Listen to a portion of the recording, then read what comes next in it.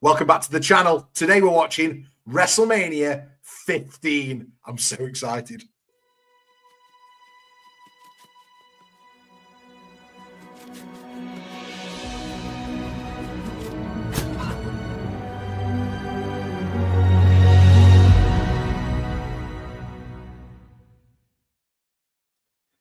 Hey, it's Scott Barrett and welcome back to the Burning Truth Watch Along Live. Tonight, we're stepping into the heart of the Attitude Era. Yeah, we are. I bought me belt and everything.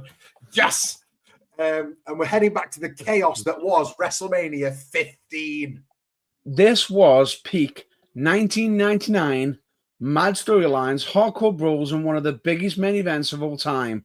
Stone Cold Steve Austin versus The Rock for the, at the time, WWF Championship. Whether you lived through it or if you're seeing it for the first time, this was an absolute wild roller coaster ride. This is my first WrestleMania and my favorite WrestleMania ever. People hate this one, but I love it. So before we dive in, we're getting close to 1,000 subscribers on the YouTube channel. If you haven't already, hit that subscribe button. It's at the bottom of the screen, and help us smash that milestone. We're at about 190, just about. If we can get to 200 this week, I'll be so happy. We keep going and going and going until we hit 1,000 subscribers. Help us reach that glorious goal, if you could please. We will be wow, glorious. But anyway, before we actually continue or move it straight into it, let's here's how it's going to work. Get WrestleMania 15 ready on Peacock, on Netflix, DVD. Netflix. Yeah, because we can't say WWE Network anymore. No, because it doesn't exist. Yeah, man. It's dead.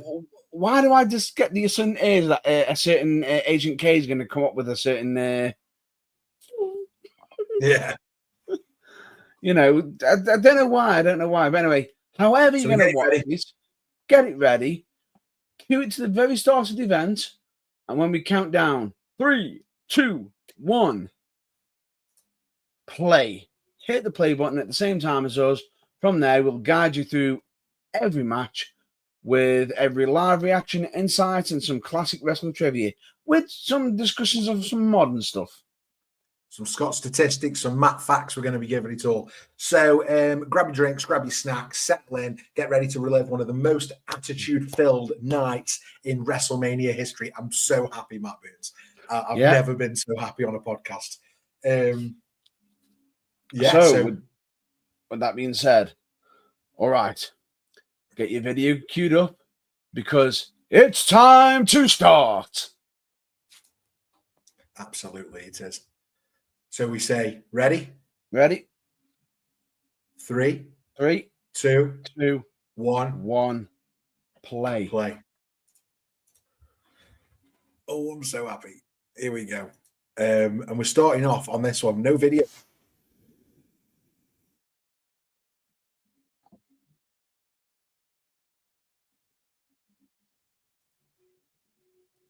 You okay, Matt Burns? You got no sound? I couldn't hear you then. You couldn't hear me? Yeah. Well, let's hope everybody at home can. Yeah, we can now. Yeah. So we've got Boyz II Men singing "America the Beautiful." Just testing, Matt. Yeah, I'm okay for volume. All good.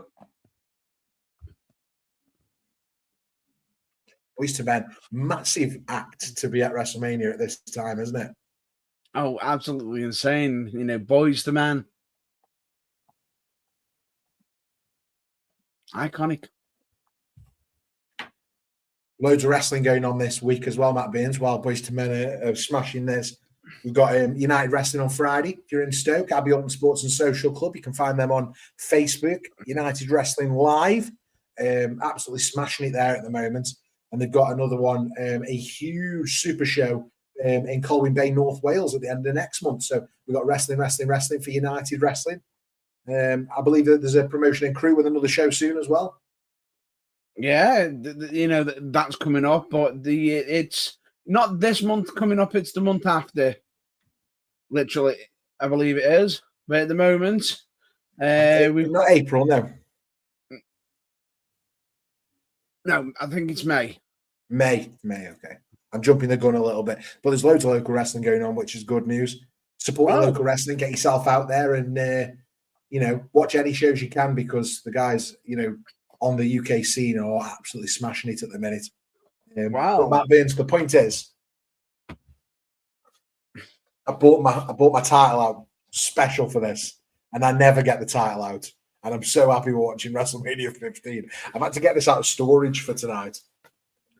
Well, this might shock you, because at an ICW, at ICW at a convention, there was a Gary Barlow chant for a wrestler, by a female wrestler of Holly Barlow.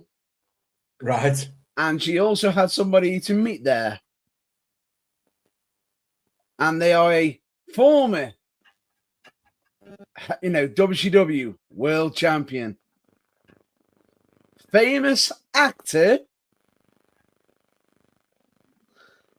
Think about it. Famous actor. I don't. It's easy me. Just tell me the bloody answer. I hate it when you do this. It's really frustrating, Matt Burns. Just tell me who you're talking about. From Scream, David Arquette. Ah, David Arquette. He was there. Tell me, it bloody is. David Teasing Arquette. me all the time. I hate being teased. We have to tease. I don't want you teasing me. Got Wait. Blassie, Freddie Blassie. Oh yeah, talking definitely. through this promo to begin WrestleMania. Loads of shots of Mick Foley in that Hell in a Cell match, which was only about 8 months before this.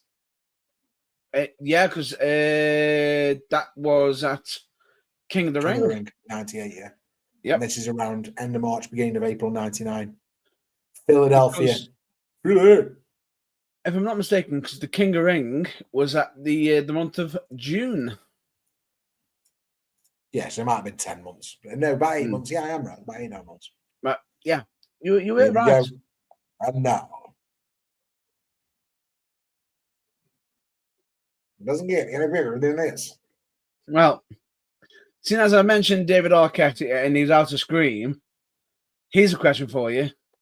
I'm going to have to do it in the style of the Scream film.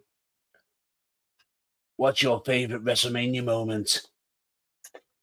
We talked about this before, but it's when the boss man gets hung by the Undertaker. Am I going to see it? I actually can't wait for this. I'm so happy we're watching WrestleMania 15. Oh. I mean, it's a different era, this, isn't it? Look at all the signs, not a phone in anyone's hand. Oh, definitely. Nobody's watching it through a video phone. Just experiencing it. Fantastic.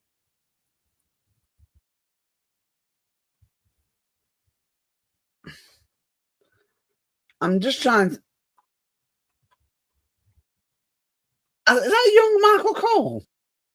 Yeah, so Michael Cole. So at this point, JR's been on and off tally with them about Ballsy. They have tried to turn him heel in about the last few months before this. He's had his own sort of announce table. He was managing Dr. Death Steve Williams, who's now totally out of the picture because he lost in the Brawl for All, killed all the credibility. So JR's completely out of the picture at this point. And we do see him later in the night, and it's sort of his return tonight. But yeah, for all intents and purposes, Michael Cole's pretty much been the lead commentator since December. That's shocking. Wheels out snow. What does everybody want? and we've got Michael Cole, like you said, on commentary. And how amazing is that we are watching this 26 years later, and Michael Cole's still on commentary for Monday Night Raw, and he will commentate WrestleMania. Yeah, and he is the newly crowned Hardcore Holly. I mean, we know, Matt Burns, that we watched the last event from 1999. We watched St. Valentine's Day Massacre about 5 weeks ago, and we watched that brilliant hardcore title match between Al Snow and Bob. You said newly crowned. Pardon? You said newly Yeah, crowned. so he's didn't you? been Bob Holly up to very recently, and he's just changed his name to Hardcore Holly. Yeah. Newly monikered, if you like. Yeah. Hardcore Holly. Yeah.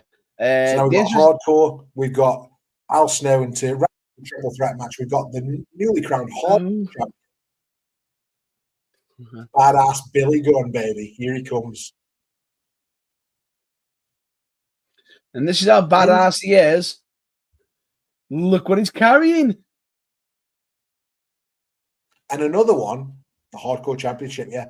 Another one, though, interestingly enough, that is still working today.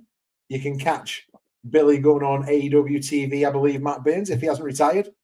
No, he hasn't retired. And retiring in Billy Gunn. And would you like a Scott statistic on Billy Gunn? Please go ahead. Would you like one? This is my favorite Billy Gunn fact. Yeah. Billy Gunn is a big dude. In fact, Billy Gunn is exactly the same height as Hulk Hogan. That's my Billy Gunn fact. He's the same height as him. As Hulk Hogan, yeah.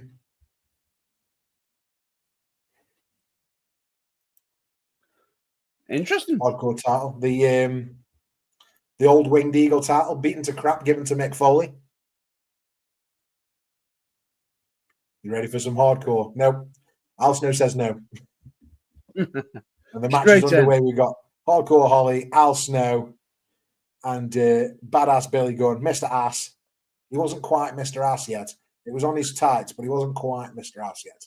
Yeah. And, all three of these, the hardcore division's quite new at this point. Al Snow part of the job squad. Hardcore Holly's just reaching out on his own after being in the job squad, I believe. Billy Gunn, obviously part of D-Generation X at this time. Yeah. He wasn't Mr. Ass at the moment. He was Badass. BA Billy Gunn. Yeah. He's transitioning to Mr. Ass slowly. Now, the interesting thing I find is, do you know what the results of the pre-show match, or should we say the heat matches? I know at least one of them. So I know in the pre-show, and I was going to talk about this when the tag team title match comes up in a little bit, but we had a battle royal where the two last men standing were put together to tag up against the tag team champions later in the night, and that was Test and D'Lo Brown. But the whole thing felt like a backdrop for some women's issues with Ivory and Deborah and a few others. So it wasn't the most you were close. You were close. D'Lo and Test. I know it was. No. You were actually close on the other match as well. Oh, was that Ivory and Terry, maybe?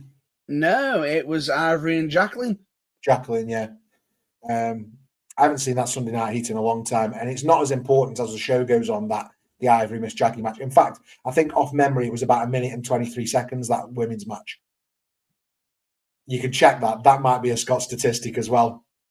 But it's the Battle Royal. That was off the top. I haven't got no notes for this because I know the event. But the Scott, do you want to know how peak that was? Was a spot on. Bang on. 1, 2, 3. No. Anyway, so that battle royal obviously leads to the tag match later on against Jeff Jarrett and Owen Hart. So we'll get there. But right now we've got the crowd pretty quiet until this hockey stick comes out. Ooh. This is the home arena of the Philadelphia Flyers. I think they just said, and obviously they play hockey here. So let's go Flyers. That's it.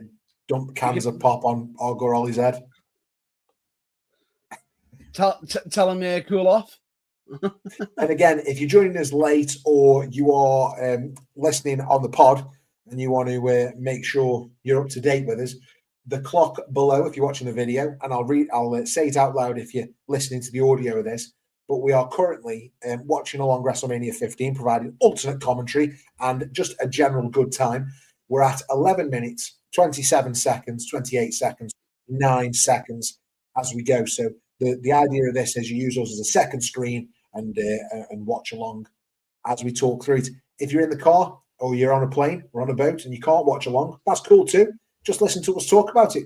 We absolutely, well, I do. I love this event. Talk about it forever. I will say it's got one of the most iconic main events, definitely.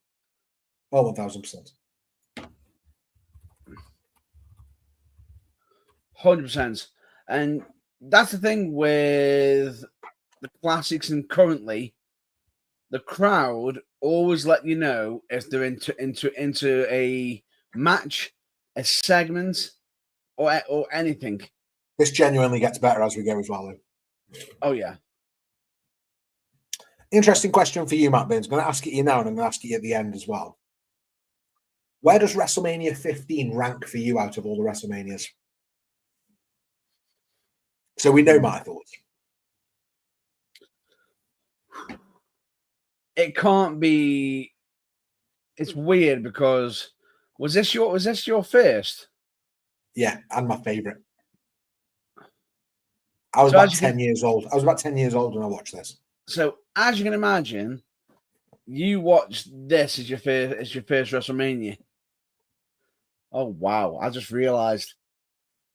Can you remember what mine was? No, not offhand. I remember that Jacqueline versus Ivory on Sunday Night Heat before WrestleMania 15 was 1 minute and 23 seconds. But no, I don't remember what you told me was your favorite WrestleMania about 3 weeks ago. For me, my first one was main events. Last match was. I'm just double checking. It was Bret Hart versus Yokozuna. Was that 9? 10. 10. WrestleMania X, where Bret started the show and ended the show. Oh, right. Okay, yeah. And we had the infamous ladder match. Yeah. So as you can imagine, I was watching WrestleMania. I got 5 years on top of you. Yeah. And you're not necessarily 5 years older. You're a few years older than me, but nowhere near 5. But I suppose that's the difference I came to wrestling a bit later than you. To be honest with you, I blame me high school mates that got me into it. A group of us that got massively. Well, I was 10 when this came out, mate. So I mean, were you in high school in 1994? Because that would have been WrestleMania 10. No, to be honest with you, it wasn't. I wasn't in high school when you watched that one. No. Big chair shot from Billy Gunn to Hardcore Holly. What a shot. And then throws Al Snow through the table in the corner. Whee! And Al Snow put the table in the corner, so we know the rules. He has to go through it. Tradition, yeah. Unless you're Devon, if you set the table up, you have to go through it. Devon is the exception to the rule. Love it. And now Billy's setting up a famouser on the chair. Hits it. Ooh. Holly just picks up that chair and just going to wail on Billy Gunn. But it does look for a second like he's going to hit the ref. And Holly wins the hardcore title there and there.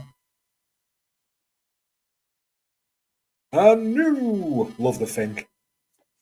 It's the Fink.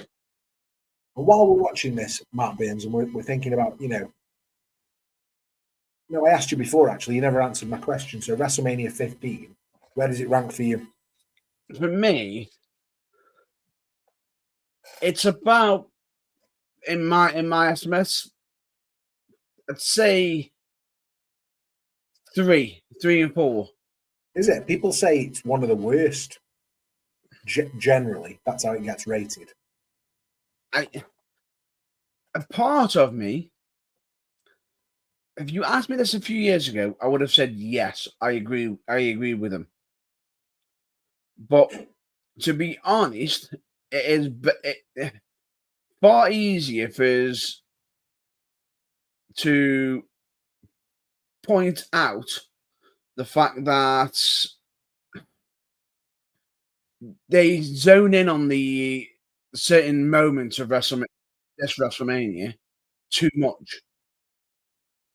We all know we know which moment it is. Right. My favourite moments. But if they take that aside and look at the quality of the matches, the fact that we actually had two of the hottest superstars against each other right now, Yeah. for the WWF Championship, it can't be that bad. Yeah, you also missed my D'Lo Brown then. I know, I saw it. I just chose to no sell it. I was waiting for me stopping me monologue and just go, what? What?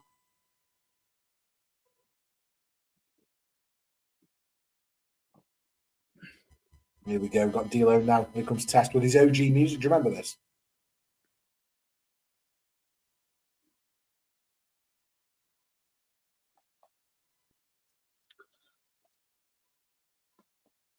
Everybody remembers the main Test theme. Nobody really remembers that classic Test theme. It's a slow test. Slow Test. Guns don't kill people. I kill people, his top says. That's aged well. I'm not saying Test killed anyone. Just the t-shirt in general.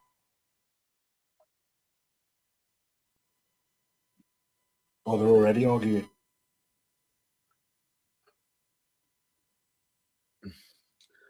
I can imagine this is a bit of a weird one, but anyway, who's here? Here comes JEFF. JARRETT.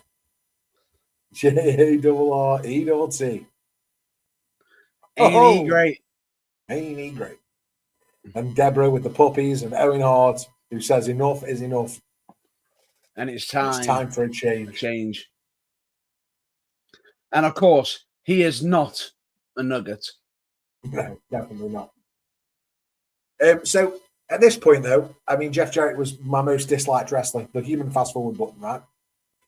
Wasn't until much, much later that I jumped on the Jeff Jarrett bandwagon. It was around TNA probably that I jumped on the Jeff Jarrett bandwagon, and I've never turned back. Podcast My World with Conrad and Jeff, and his work in AEW, and certainly the stuff he did in TNA and creating that brand is still a viable brand today. Really, really interesting. So he's sort of probably my worst at this point. A huge turnaround for him. But who is maybe your favourite Attitude Era star? The weird thing about it is, if everybody will zone in on, The Rock, Austin, and that, you're guaranteed. Kane, Undertaker, Mick Foley. Big boot by Test onto Owen Hart. Oh, I forgot about that. What, the big boot? No, it's not about the clothesline. That was meant to be over the ropes. Ah, he's all right. Looks a bit rough. He's fine. Hip toss. Boom. Quality wrestling gear. Yeah. Underrated workers, Jeff and D'Lo. Definitely. And the weird thing about it is, the problem that I feel as though during the Attitude Era, it was mostly solely focused on the main event. That's what most people remember, the main event scene. Don't get me wrong, Test is not the greatest worker in the world, but the other three in this match, solid. Hardcore Holly, Al Snow, Billy Gunn to open it, solid workers, good triple threat match. There's no crap on this show. That's what I mean. And right now we've got like Owen Hart, who if you watch my material or currently would see me current gear, a bit of tribute and homage.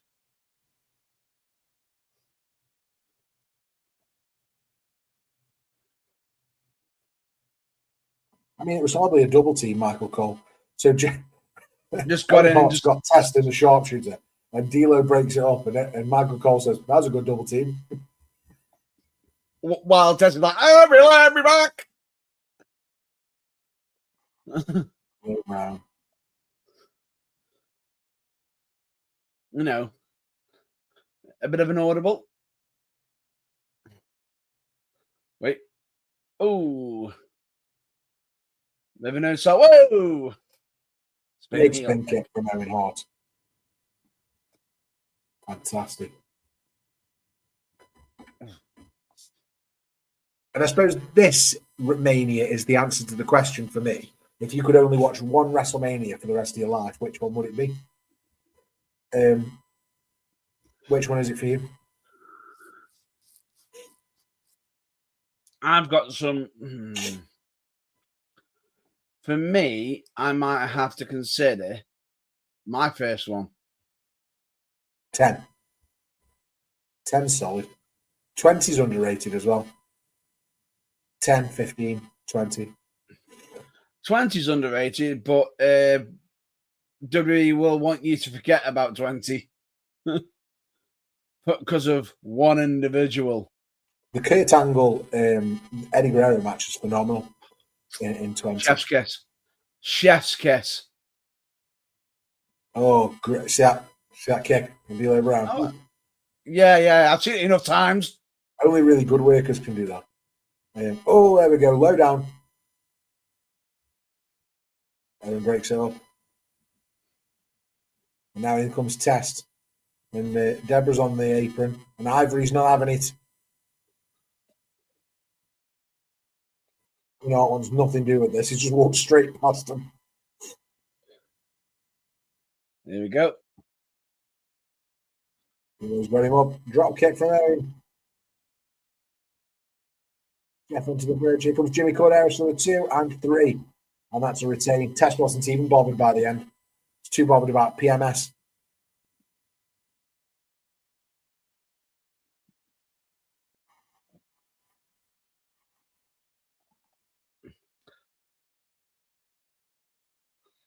D'Lo's not happy. Test isn't happy. Ivory isn't happy. And now we've got a match for Monday Night Raw tomorrow night. And you've got probably Owen Hart and Jeff Jarrett sitting there going, "We'll take the winner's prize."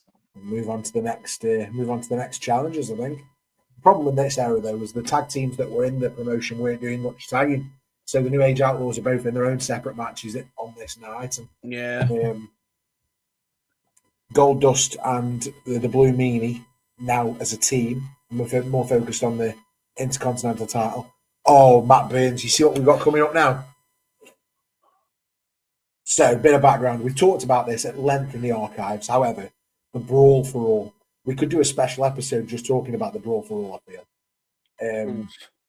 But the Brawl for All was basically in a worked fight environment. I thought it would be a really good idea to say, "Hey, Hano, let's have real fights as well."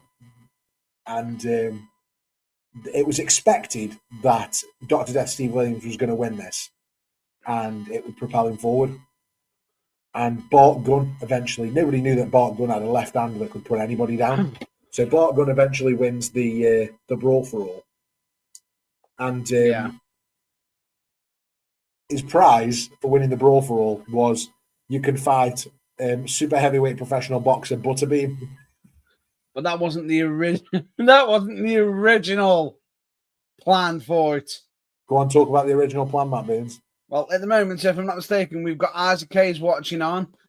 Chef's kiss. I wonder if you noticed a little hint there, just doing that on who he voiced from South Park. Talk to me then. What was the original plan for Brawl for All? The original Brawl for All was meant to be to aim for a WWF Championship. Yeah. But it was Bart Gunn. So let's have you fight Butterbean at WrestleMania. We can get Butterbean on the show. Let's do it. And this is it's a phenomenal bit of pay-per-view. This is. It might be another reason I love this show so much because it was expected, but it was still heartbreaking for Bart Gunn. I think this is another reason why people lower this down. Lower the WrestleMania down on their best, in their view of WrestleManias. For me, now we're just going through the judges for this match. So we've got a boxing judge. Kevin Rooney.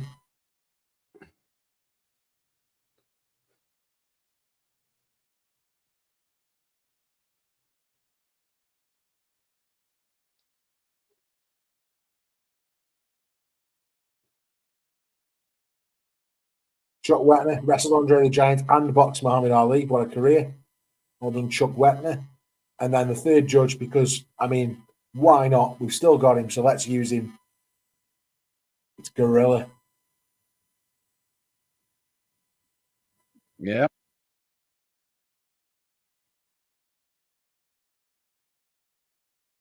Huge ovation for Gorilla Monsoon. Legend. And rightly so. I could say so much in regards to this. And do not find more hilarious Go on. how they changed how they made the athletic Luke from a wrestling ring to a boxing ring. Yeah, very quickly as well. A bit of black tape. Gorilla Monsoon died in the October of '99. So, 7 months, 8 months after this, 6, 7 months after this.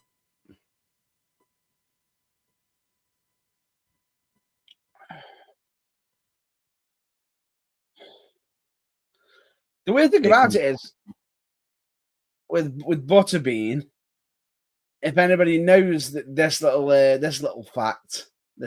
matte fact, he gave wrestling a try. Yeah. What I love about this is it would have been really easy to have got him in and then said, right, guys, it's a work. This is how we're going to do it. But if they legit said, no, I just want you to go out and fight him. Like, he might have beaten a few hard guys out of the roster, but like, this is a legit super heavyweight boxer. Yeah. Bart Gunn has been told, go out there and knock each other out. Oh, wait, Bart won. What's going on? And instead of rewarding him for showcasing, he's got that, that left hand of, of power. Basically, it just frustrates me that he wants to make someone into a legit badass by making people injure themselves. Multiple individuals got knocked out, and I feel that the entire tournament was to teach somebody a lesson. That's what it was.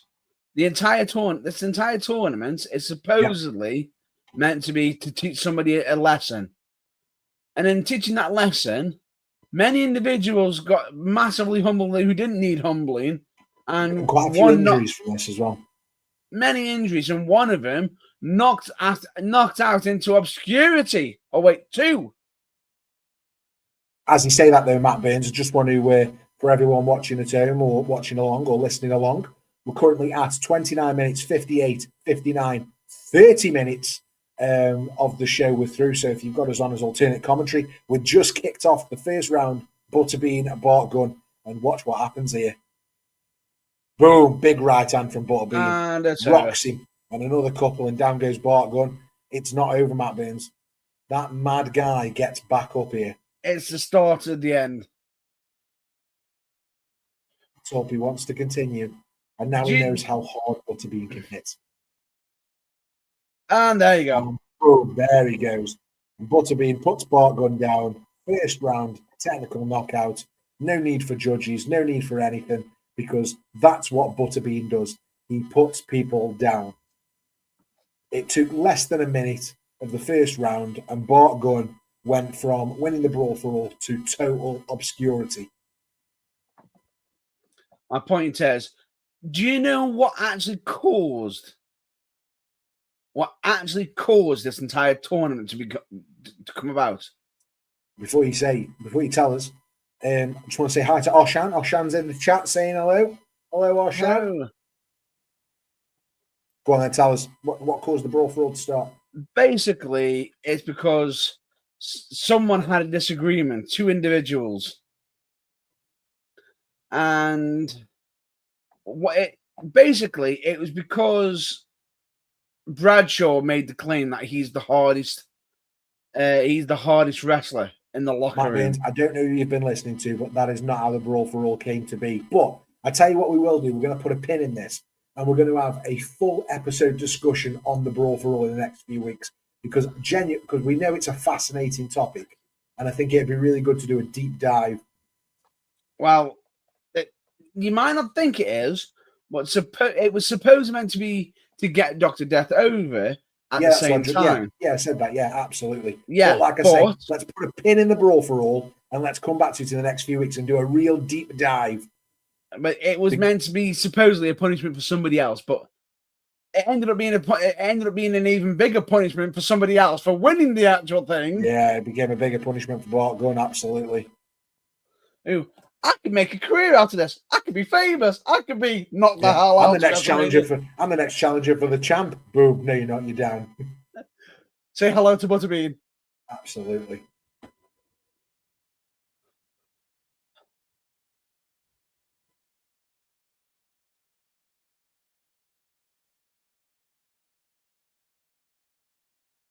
Here comes the chicken. The San Diego chicken.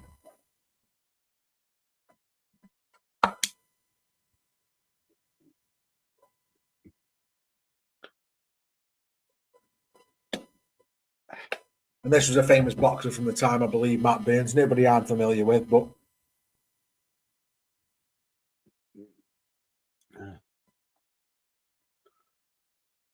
boom.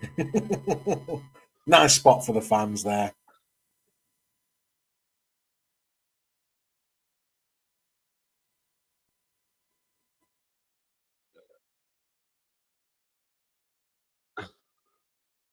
Oh, and the Big Show and Mankind kicking it off on Sunday Night Heat.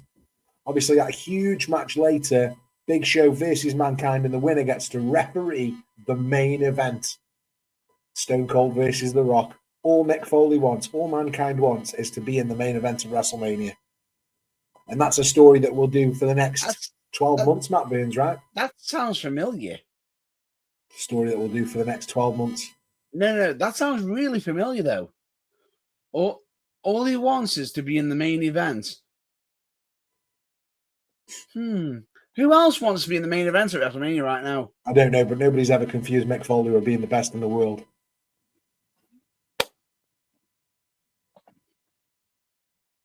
But then again, that's a blast from the past. Look who's all suited and booted there. Kevin Kelly, what a guy. Yeah, but I will say this. Many might not call Mankind, Mick Foley best in the world. If I'm not mistaken, many fans call Foley God. Oh yes, God. You try to have a nice day. And here he comes. A Big Show.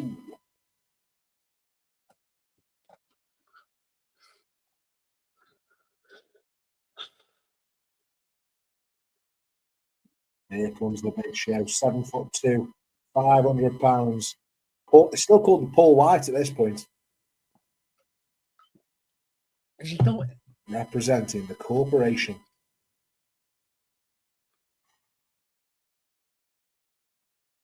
Still the Big Show Paul White at this point. He hasn't completely dropped the Paul White part of his name yet.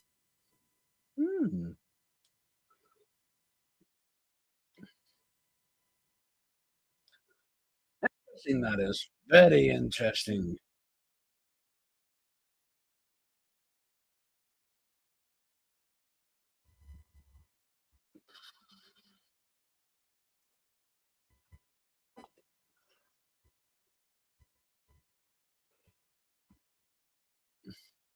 Foley rules.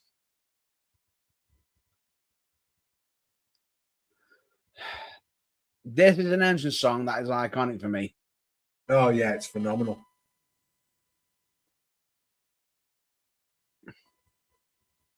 And look, Goddess Foley.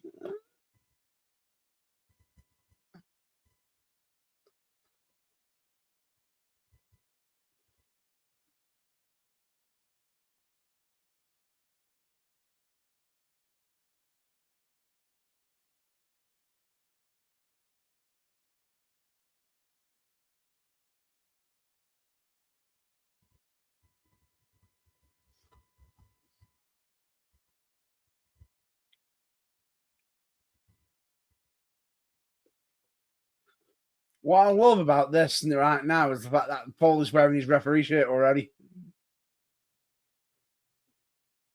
It's custom one.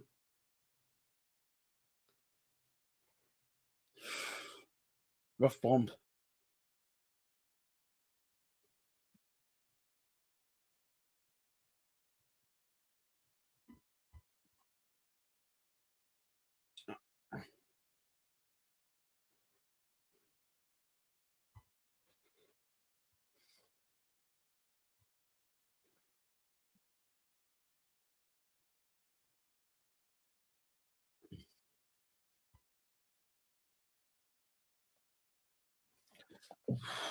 Interesting. You know, Foley using some unique offense against somebody who's the size of Big Show, but hang on. Ooh! Backwards over the stairs. Yeah, he takes ridiculous bumps, Foley, doesn't he? I know some people have said I look like Mick Foley, but I ain't taking bumps like that. I am not taking bumps like that. No.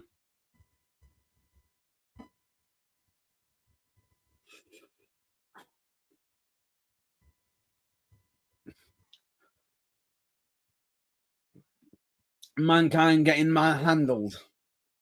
Was that meant to be like a... Yeah, he tried, haven't they? Oh, that's just reminded me of something that's recently happened. Have you seen some of the house shows that have been happening lately for WWE Raw recently? Have you seen who Gunther's been going up against? Yeah.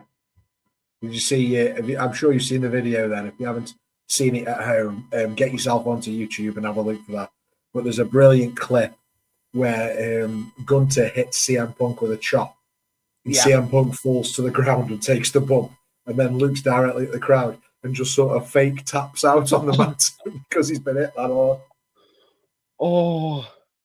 I mean, Matt Burns, it's interesting this, right? Because, I mean, you look at WrestleMania 15, you look at the main event, and it's got everything, right? It's Attitude Era chaos. It's Austin at his peak, Rock stepping fully into that top-tier spotlight. But what sometimes gets overlooked is the role that Mick Foley plays in getting him there. I mean, just think about it. So this is a guy who put his body on the line in Japan, ECW, WCW, reinvented himself in the WWF as Mankind, then Dude Love, and then back to Cactus Jack. By 1999, he's already been tossed off Hell in a Cell. He's lost an ear in Germany, main evented pay-per-views with some of the most violent, emotional storytelling of the era. He's the glue holding a lot of it together, sacrificing his body, to elevate others, and he did it with a smile and a sock puppet. So when we talk about legacy, influence, and what it means to truly put people's over, with all that being said, how big do you think Batista's dick is?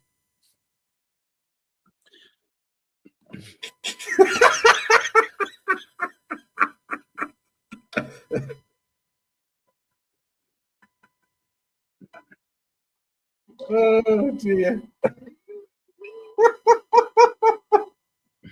Oh, I just totally got you in the Bruce Pritchard. Because you were lining up an answer there as well. I could see it. As Mankind puts Big Show in the mandible claw with Mr. Socko, and he's sat on the Big Show's back at this point. Big Show's down to one knee. Referee Earl Hebner's checking him, see if he's passed out. And Matt Burns hasn't said a thing since I asked that question. Oh, Big Show. £500 onto Mick Foley there. What a bump to get Mick to release the hold. Average size, to answer your question. But anyway, let's move on. I absolutely love that. Oh, if you're listening along at home, we're just having some fun here. We're currently at 41 minutes, 25, 26, 27 seconds of WWE WrestleMania 15.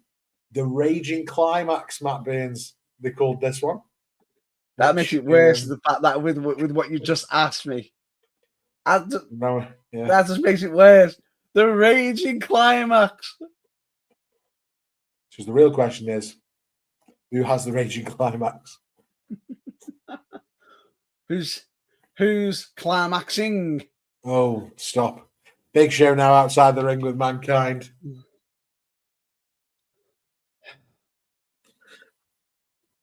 I'm just thinking, if Big Show wins this and he main events the main event, he referees the main event, how long is it going to take him to get up from counting to 3 on the floor? He's not going to get down or up quick, is he? He might stomp. Yeah, have to. Big chair shot.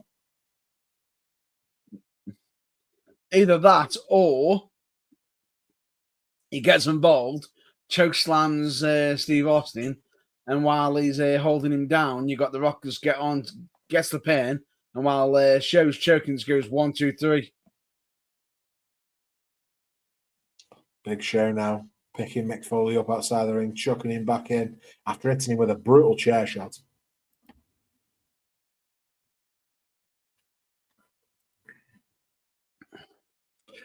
What's been the best match so far, Matt Burns? I'm interested in your thoughts on that. We've had the hardcore title triple threat match. We've had the tag team title match. We've had the brawl for all. And now we've got Big Show versus Mankind in a no DQ. I might actually go for no, I'm joking. I'm joking. I was going to say the brawl for all, but no. For all. I think on balance, it's the if you're looking for a fight, it was a really good fight. Oh, chokes on through those chairs. Post disqualification. He's hitting with a chair a few times, though. Yeah.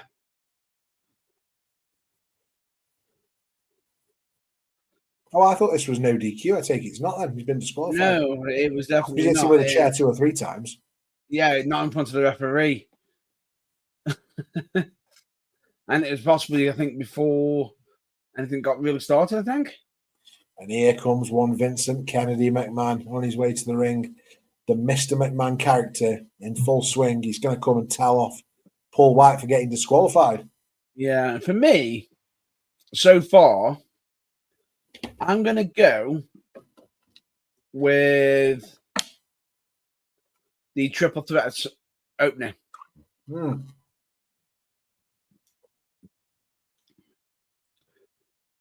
The triple threat opener, because what a way to start off. First has to come out says, "What does everybody want?" Yeah.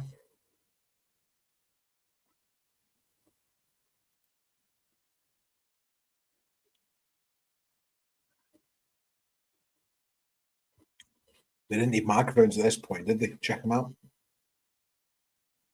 Vince is not happy with Big Show. But do not find so weird with this right now.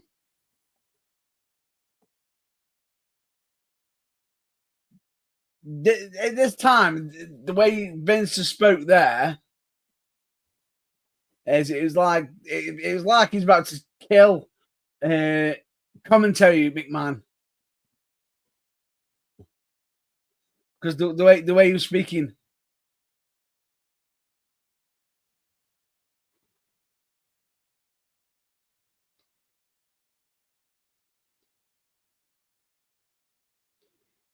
You can hear the subtle hints of Mr. McMahon. Do you know what I mean? There you go. Oh, it's like that Big Show. Big right hand. Down goes Vince. And the Big Show's no longer in the corporation. Yeah. Second knockout tonight, Michael Cole says.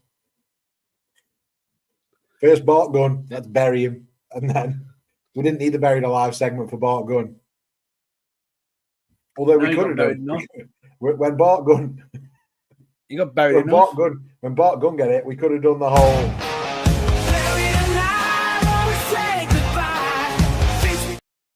But not right now.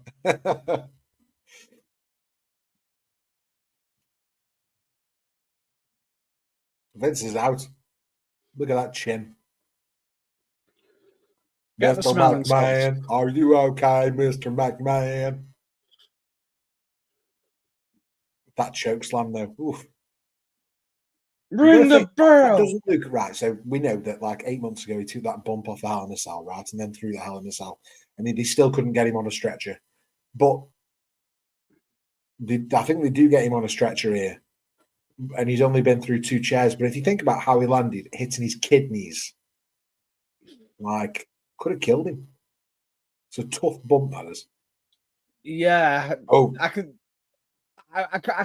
safely say I haven't landed on two steel chairs, 2 solid steel chairs. solid steel chair.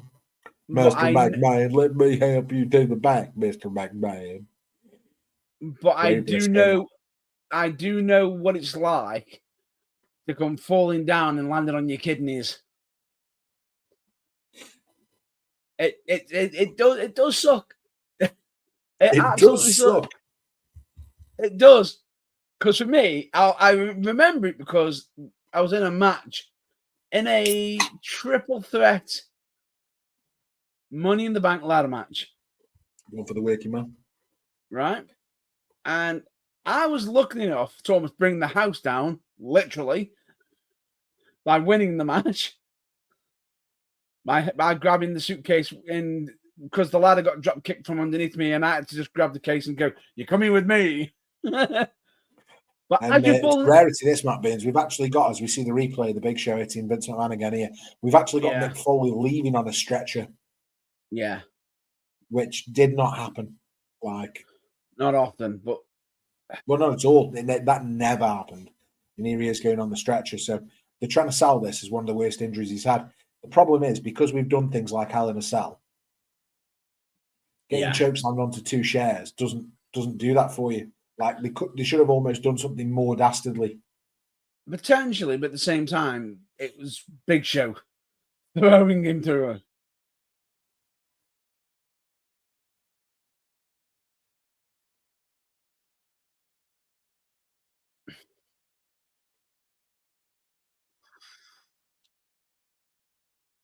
Oh, you didn't know? So Vince wants Big Show arrested, and here comes the Road Dogg Jesse James, the second member of the New Age Outlaws tonight, and our WWF Intercontinental Champion. And it's interesting, Matt Vince, because depending on when you grew up or what you remember, I think your taste in belts is different, right? That one right there, I think that's peak Intercontinental Championship. I think that's nicer than the predecessor to that, the Scott Hall, the Razor Ramon Shawn Michaels one, and the one that Cody Rhodes bought back. I think this oval version is a nicer championship. In fact, it's on my list to purchase. Obviously, we know I'm a bit of a belt nerd. I've got my Big Eagle here. I've also, Matt Bins, I don't know if I've showed you this. I'll show you another one that's in my collection. While you're also repping the biggest heel right now. What do we think of my undisputed? Is the fact that you're wearing that T-shirt and holding that belt your prediction? That's it, man. That's what it's about.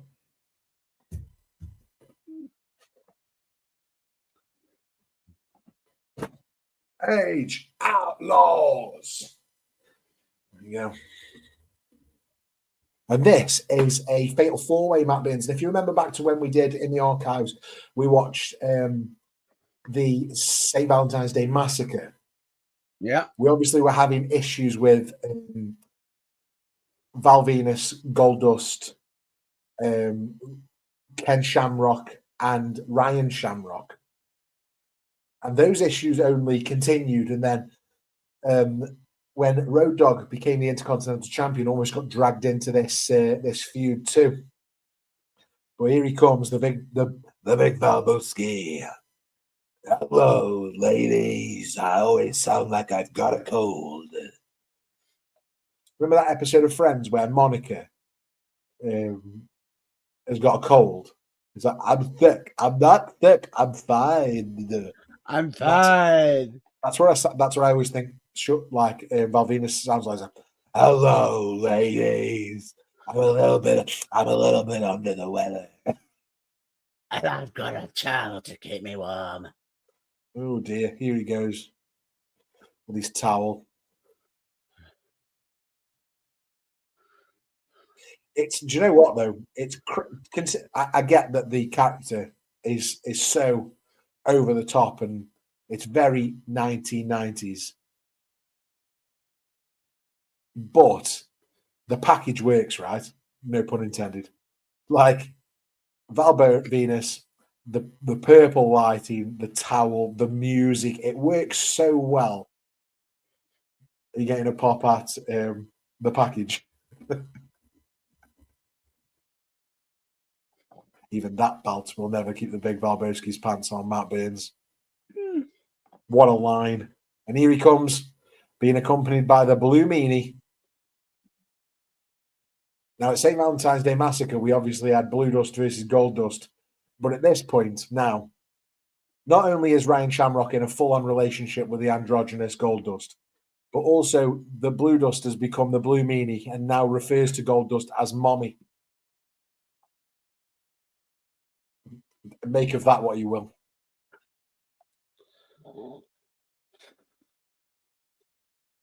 It makes you sit there and think, what's going on? See, I've pulled this off its shelf now and I feel like I should just be wearing it. I was waiting for you to go for I'm champ. Oh. I'm a double champ. Yeah. Check me out. The champ is here. I like a massive mark now on to check me out. The champ is here. Yeah, but the thing is, unfortunately, I bet you're disappointed when you found out that John Cena had broken up with you. I cried. John Cena. You get nothing. Yeah, great promo though. The people that are hating on it, I don't understand. And so now we've got the world's most dangerous man, Ken Shamrock, coming to the ring.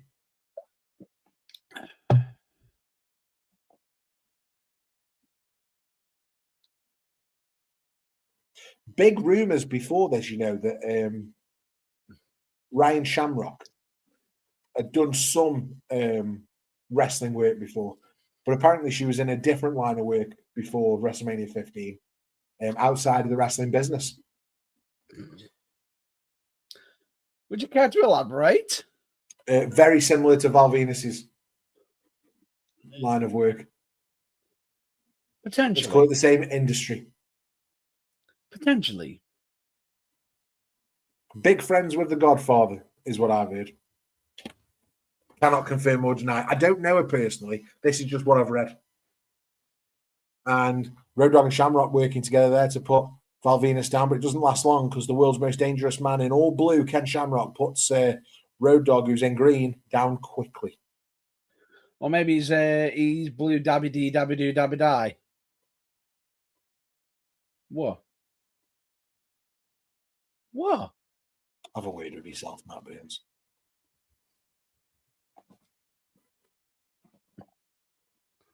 Do you know what? We're going to continue this watch along without him just because that was really embarrassing. Can we still hear you? Are you still there?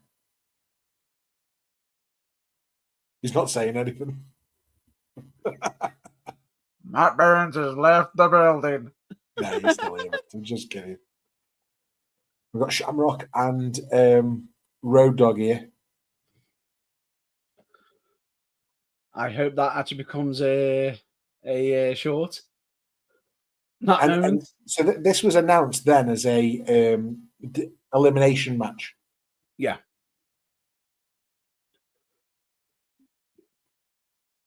And it's one of those silly tag matches where not all four of you in the ring at once. So we've buried this alive previously, I believe. The tag matches. These multi-man matches are just, dead awkward. We did that in our Buried Alive segment. Just kidding. I'm not doing it again. But at least with this, it's elimination, so you're guaranteed so you still get a chance to come into the ring. Yeah, I get that, but I still think it's a silly step.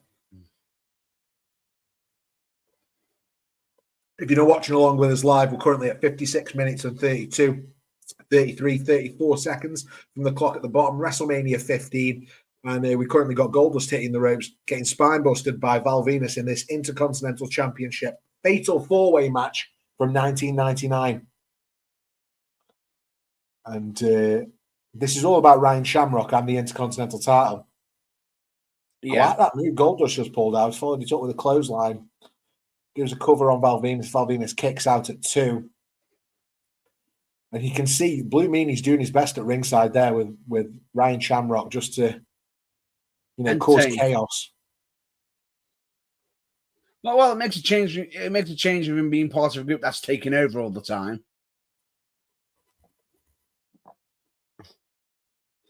But anyway, yeah, Goldust now on the second rope going for that superplex on. Trips.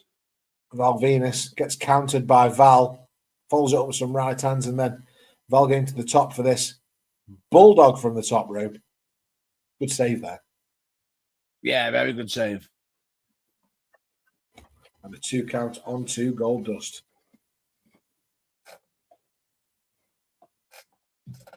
These are 2 of the most outlandish characters of the Attitude Era, right? Yeah. Well, the weird thing about it is we know that Goldie or Goldust did have a more outlandish section. Here's a question, Matt Burns, right? Because these 4, we've got Ken Shamrock, Goldust, Val Venus, and Road Dogg. I want you to tell me which one deserves the Hall of Fame, which one should have been fired, and which one should have been WWF champion.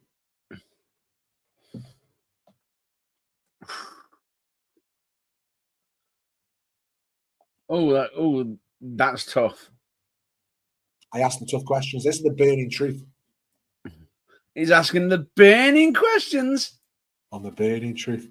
This isn't the simmering opinion. This is the burning truth. Yeah. So, what was the question again once more? Ken Shamrock, Goldust, Val Venus, Road Dogg. Who should be fired? Who should be in the Hall of Fame? And who should have been WWF champion? And what about the fourth? What about the fourth individual? Just ignored. Yeah.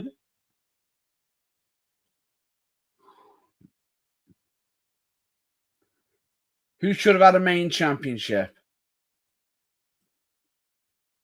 It's tough because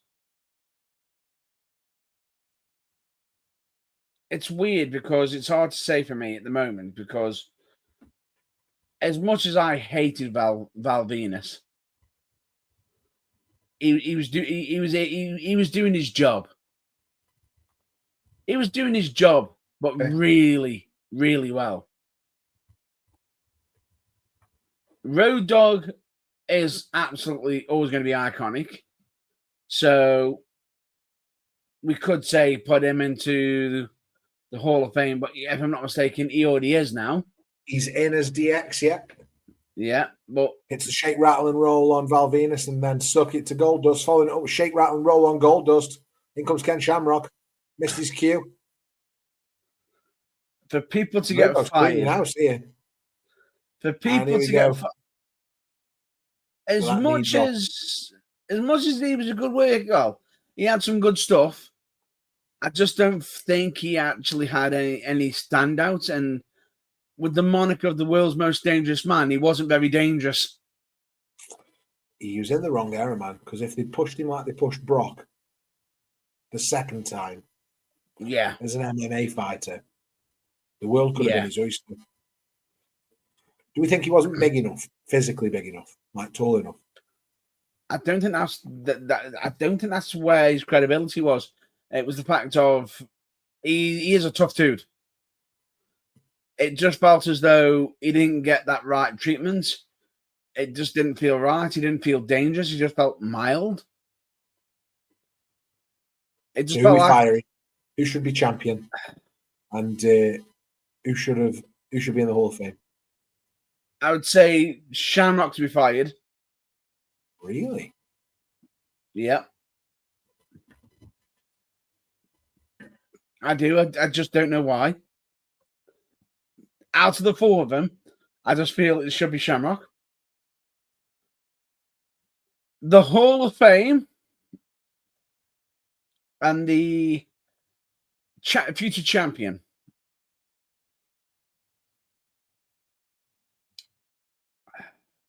I am going to go with Road Dogg Jesse James. You're getting tired, bud. You get yourself a monster. I'm just about to go grab one in a minute. I was. But anyway, I think it should be Road Dogg Jesse James to be in the Hall of Fame. And I think Goldust to be given the championship. I absolutely agree, Matt Bean. Solid in-ring performer, proven feuds, mainstream crossover appeal, longevity. He was a natural heat magnet, incredible commitment to his character. The gimmick was ahead of its time. Yeah. This is interesting. So this is why I can't remember this match being elimination style. It's because Val Venis and Ken Shamrock were just fighting down the ramp.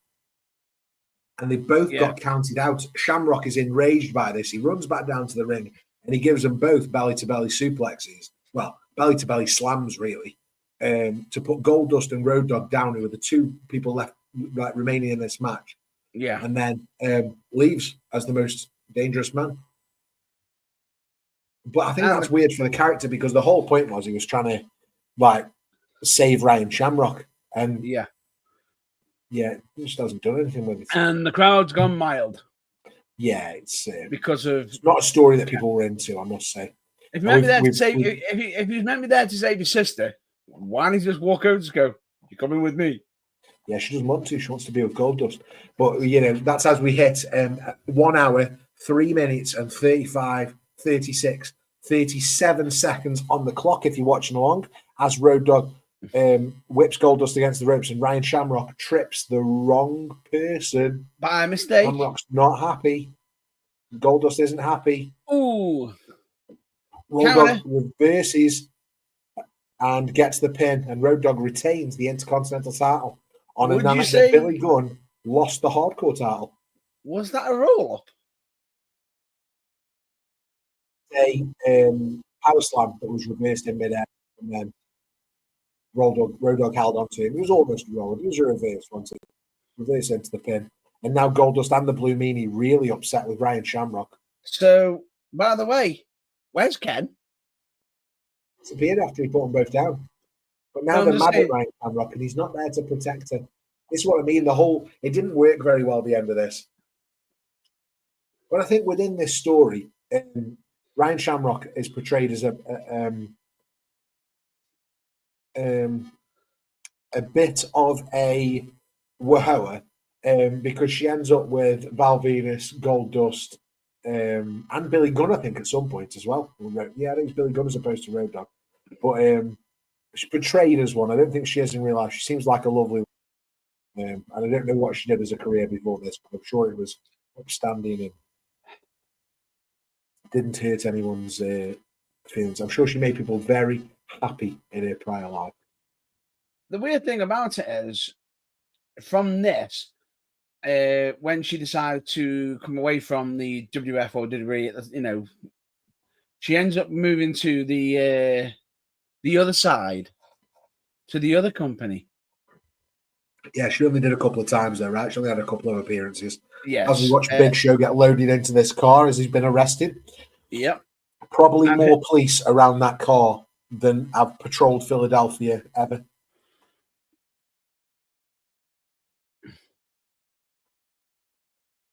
Next, Kane versus Triple H. What a match. Main event anywhere in the world, by God.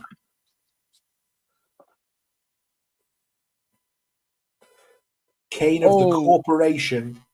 He actually has accompanied by China versus Triple H of D-Generation X. So China and Kane are in the Corporation here. And Triple H, obviously, of D-Generation X. Do you know what I find really weird? What is her career right now in the WWF is? What is to come? And then here we go. We've got Triple H here blowing Kane up, dressed as Goldust with a flamethrower. Ooh. Great spot. Absolutely cracking. And my Netflix has just gone to an ad, so I'll have to catch up in a second, Matt Beans. But talk us through what you see. We have Kane music hitting. It's Steve. Deep cut there for Super League, because he'll watch this back eventually, Super League. Oh, definitely. We love you, Super League. Thanks for being a subscriber. Thanks to all our subscribers. Definitely. We really appreciate that you're here. And if you're new to the channel and you like what you hear, we do these watch-alongs. We do loads of good stuff, to be fair, on the channel. Interviews, reaction videos, news stories, the general podcast, reviews of NXT. We do loads and loads of stuff. All you have to do is hit that subscribe button and hit the bell for notifications, hit the like button. It's free. It's free to like and subscribe to the video, and you'll make us really happy. We'll love you all forever. As we hit 1 hour, 7 minutes, and 48, 49, 50 seconds. And then and right now, Kane's out and he's just been hitting the back. My advert's finished. So I'm just going to catch up. He's checking, he's trying to fight Kane. Yeah. And this is a throwback to the WrestleMania before, Matt Bean. So I don't know if you remember the year before. Pete Rose. Well, Pete Rose, WrestleMania 14, and then Kane does him over again here at WrestleMania 15. Oh, this is a bit of a replay to it, but bless Pete Rose. Just make sure we're lined up here, Matt Burns. So 1 hour, 8 minutes, and 35, 36, 37 seconds. And this is where Kane hands up for good times. What the hell is Pete Rose thinking about? He must be. Again, if you're watching along live, clock at the bottom is where we are on the watch along. Currently watching WrestleMania 15. We're watching on Netflix, but you can watch it however you've got it. We're currently at 1 hour. DVD, VHS. 9 seconds. Yeah, if you've got VHS, bit harder to watch along, I imagine. It's because some VHSs actually have timers. Yeah, maybe. Yeah, fair dues. And Pete Rose just been tombstoned out of his shoes by Kane. We've got Kane now versus Triple H. That's what we're waiting for. So Kane accompanied by China of the corporation and Triple H representing D-Generation X.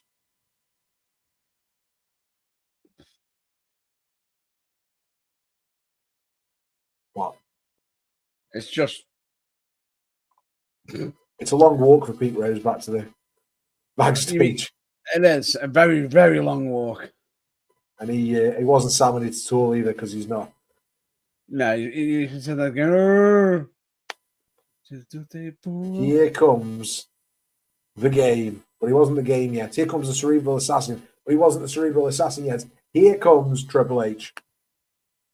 Well, he showed hints of it. Triple H in tights. How about that? How does that feel, Matt Burns? Unique. Hair on his head and none on his face. How does that feel, Matt Burns? Well, you know, he hasn't leveled up, because as he leveled up, he got less hair and more of a beard.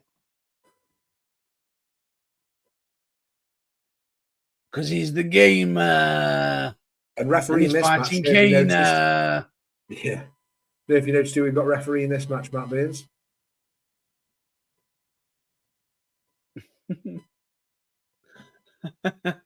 I'm surprised. Teddy Long ref in the match.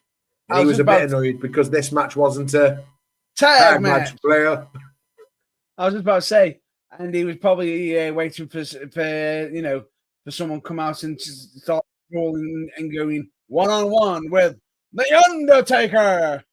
Yeah, absolutely. No, he's got to basically chin up and get on with it because he's got the replacement of Kane. Oh, what a bump into the steps. Solid bump into the steps there from Kane. Triple H back in the ring with his little braid.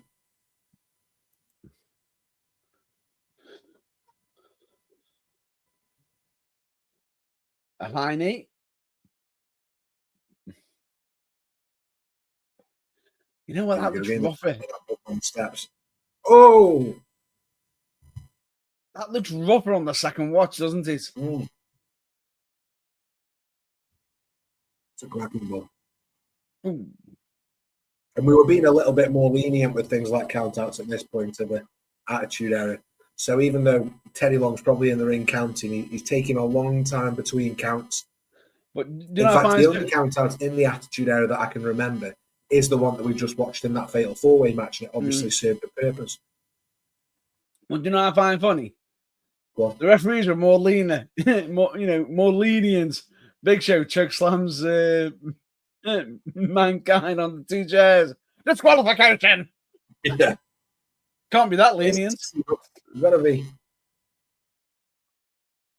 Here's a question for you, Matt Burns, and it's probably one to ponder maybe, but is there an Attitude Era match that should have happened that didn't, in your opinion?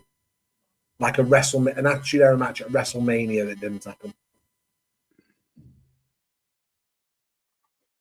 Hard to say.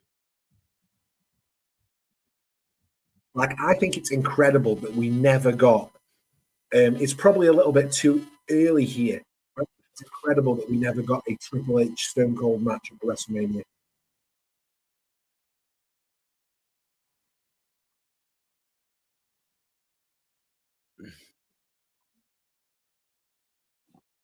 It never happened. So, WrestleMania 15 is Rock Austin. WrestleMania 16, Austin's been run over and broke his neck. Well, he's broke his neck and therefore has been run over by Rikishi. 2001, WrestleMania 17, he's wrestling The Rock again. WrestleMania 18 is the match with Scott Hall. WrestleMania 19 is the match with The Rock again, and then he's retired until he wrestled Kevin Owens at 39.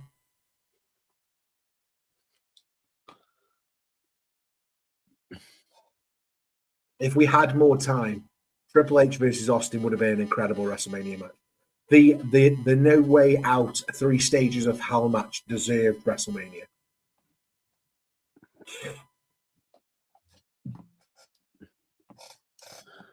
I feel like a meme. I feel like I'm that guy who goes like that. Yeah. There are loads of different examples of that, though, because if you think about the people that Austin worked at WrestleMania, Bret Hart, Shawn Michaels, The Rock, Scott Hall, that's it. How come we didn't get Stone Cold versus Hulk Hogan? How come? They thought they'd get there eventually, didn't they? So they decided to do Rock and Hogan first. They thought they'd get to Austin Hogan, and they never got there, because of all the different reasons. Oops. You say oops, but I think that Hogan Rock match, was incredible, and I don't think you can look past it. I don't think you can say, it's a shame we didn't get Austin Hogan. No, if Rock Hogan would have been taken out because of it. You know what I mean? Would Austin have done the same as what The Rock did? Sort of adjusted in that match to the crowd. Yeah. Because if I'm honest, I think Austin was a better worker than The Rock. Yeah. And would have felt the crowd. But I also think the crowd wouldn't have been as split for Austin versus Hogan. Yeah. If I'm being totally honest. I think Austin was always more over with the live crowd, especially during that era, than The Rock was. Yeah, so that was going to be tough, but with it being The Rock, it was raised to iconic level because they went with the crowd, they danced with that crowd, and they made that moment. So, WrestleMania 15. So we talked about what match should have happened at WrestleMania at some point. Triple H, Austin. Maybe that didn't happen. Still can't believe that didn't happen. Mad that it didn't happen, right? That's insane. What is there if you could change any match from this WrestleMania? You've just watched St. Valentine's Day Massacre a few weeks ago. We're now watching WrestleMania 15. So you know the cast of characters that sort of in play. Yeah. Is there a match you would have done differently on this show? Maybe specifically thinking about, I know you got a big issue with the Hell in a Cell, Bossman Undertaker aftermath, if you like. Would you have done a different match to that full stop, or would you have done a different match to Kane Triple H? That's not my biggest gripe on this match, on this card. Woman. The biggest issue I have is as Kane hits a huge over the top dive tope to Athena on Triple H. He's bigger, 7 foot tall, and wrong gear. We've got May Eunice in the chat liking the new haircut, Scott. Thank you very much. Matt Burns did not mention it, but I'm glad you have. So thanks for watching along live with us. Currently watching WrestleMania 15. We're at 1 hour, 17 minutes, 38, 39, 40 seconds as Triple H throws Kane off the top rope and back into the ring. You know what? You spoiled me surprise. I was going to wait until Austin came up and goes, is he related? Do you know what? I think I look more like Minty from EastEnders. Welcome back to your EastEnders podcast here. I'm Minty. My co-host alongside me is Sonia Jackson. And you've had a lot of grief over that Sonia Jackson thing over the years, haven't you? I've had it so many years. And bear in mind that, if I'm not mistaken, the last time we were on, we were going through the actual fact that it was the anniversary of when the actual picture got it highlighted that I looked like Sonia Jackson. And it was like, as if it's been that long. Yeah. Sorry, mate. Just a quick text, just giving it a quick reply. Here comes China as Triple H has got Kane down in the ring. Obviously, China and Triple H, huge history. But now China in the corporation with Kane, almost been appointed Kane's handler by the corporate team. As Kane gets Triple H up, ready for the tombstone. Triple H back down, slip slam. Puts Kane in for the pedigree. Kane counters and drops an elbow on Triple H just to give him a bit of time. It's a long walk for China down to the ring. China gets the steel ring steps, which, Matt Burns, fun fact, and maybe something you don't even notice, but I do. Those steps are black. Yeah. How long have the steel steps been silver? Feels like forever now, right? But they were black for so long. It was during the Attitude Era. They were black. I think it was when SmackDown went to its own show, like with its own roster. Yeah. It was silvery. I think that's when they made the change. Because they had that silver aesthetic. Kane's got the steel steps now. About to hit Triple H. Big feet. High feet.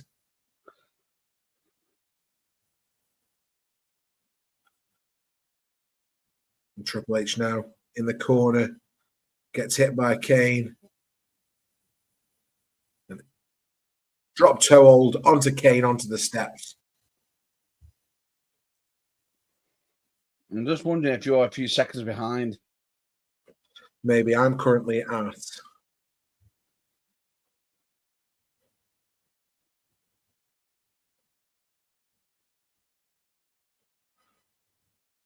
Right, I'm bang on now with the clock on the screen.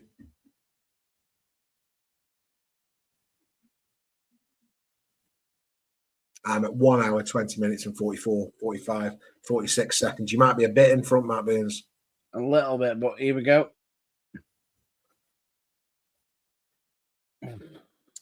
As Kane, big back body drop on Triple H. There we go. On the outside off the steel steps. Take a bump. Take a bump.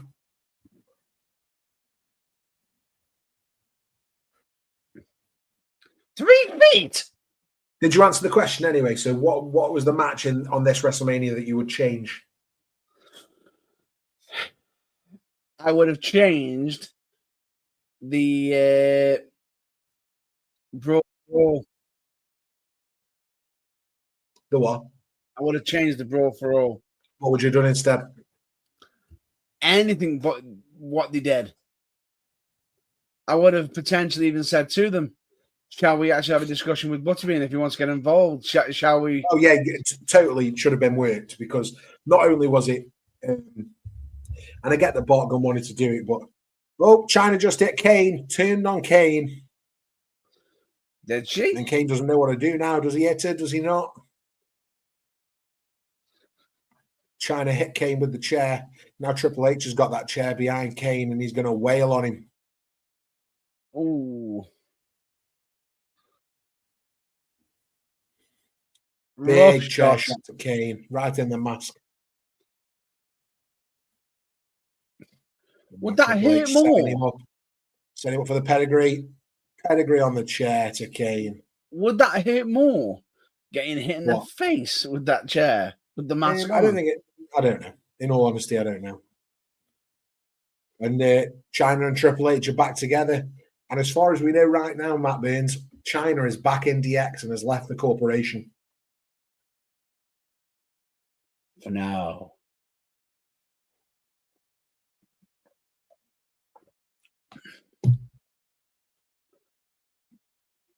Love China at this point and Triple H. The whole thing, this whole mini story going through WrestleMania. Well, this is a proper story, really. This whole story for Triple H, Kane, China, the corporation, DX, really good. The outcome of this is excellent. Yeah. Because from this, if you remember, eventually we start to get Kane, X-Pac as a tag team. Yes. Which is like peak 1999. Do you know what I find so scary right now? Do you know how many matches we've got left? We've got Shane McMahon and X-Pac. We've got the Hell in a Cell. We've got the main event. Yeah. Is that it? Nope. One more match. Missing? The WWF Women's Championship. Oh, yeah, the Women's Championship. Sable and Tori. Tori portraying the super fan. That's right. Got Kevin Kelly again here, backstage again. Come on, have a think about it. What would you have done instead of the Brawl for All? I would have actually given Bart potentially a championship match or something for winning. I would have literally given him anything as a reward for winning that tournament. Vince McMahon says he's got the best looking referee shirt in his bag for the main event. So Big Show versus Mankind earlier in the night was for who got to referee the main event. Mick Foley wanted one thing, Mankind wanted one thing only, and that was to be in the main event of WrestleMania. Big Show took Mankind out in that match, getting himself disqualified. He then hit Vince McMahon and left the corporation. So now we've got Mankind been stretched away and taken to a local medical facility, as they used to call it, or hospital if you don't speak Vince McMahon. And the Big Show, Paul White, has gone to jail because about 47,000 police officers made him get into that car. So we've got, Sable. Hang on. I've got a Vince McMahonism for the jail. Go on. Because you said local medical facility. That's what he used to call it, yeah. It would be the local holding facility. Okay. So we've got no Big Show, no Mankind. So we've got no referee for the main event. So now Vince McMahon says he's going to be the referee for the main event as Sable walks to the ring. And 10-year-old me was totally in love, Matt Burns. I mean, I'm not going to lie, 35-year-old me's fairly in love. All the women who want to be me and all the men who come to see me.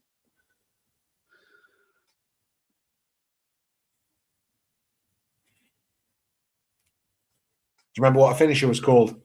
Sable Bomb. The Sable Bomb. She's going to drop the bomb on you.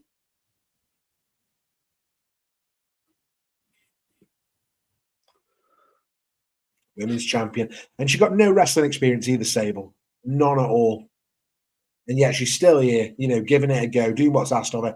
And here comes Tori, not Tori Wilson, but Terry. Oh, what's her real name? Hold on. I'm going to quickly Google this.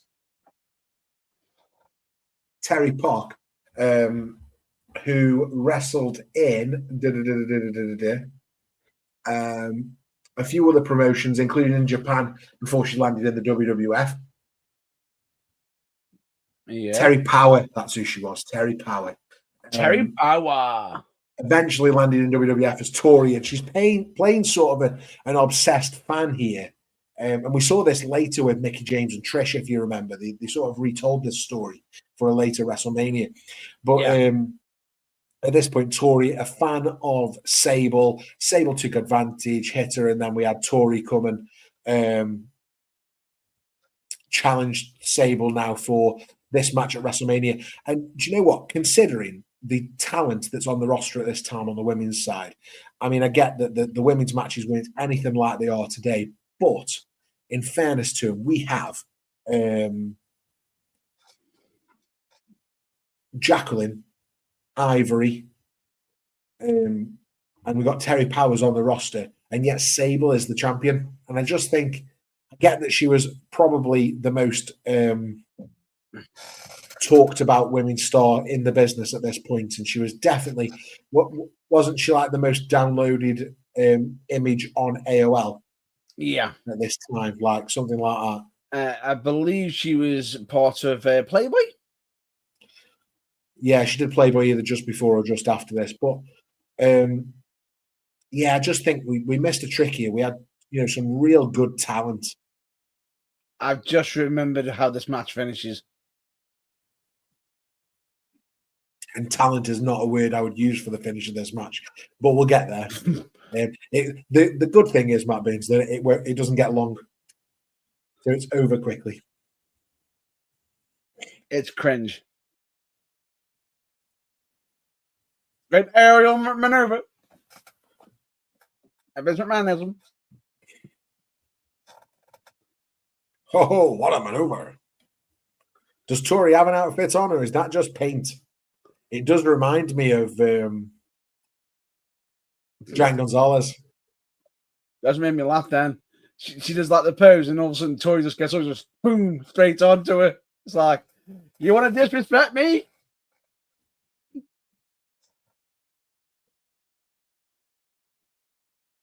It's funny though, because that outfit would be perfect for one of the ladies on one of the Saudi Arabia shows in this day and age. Quite fitting.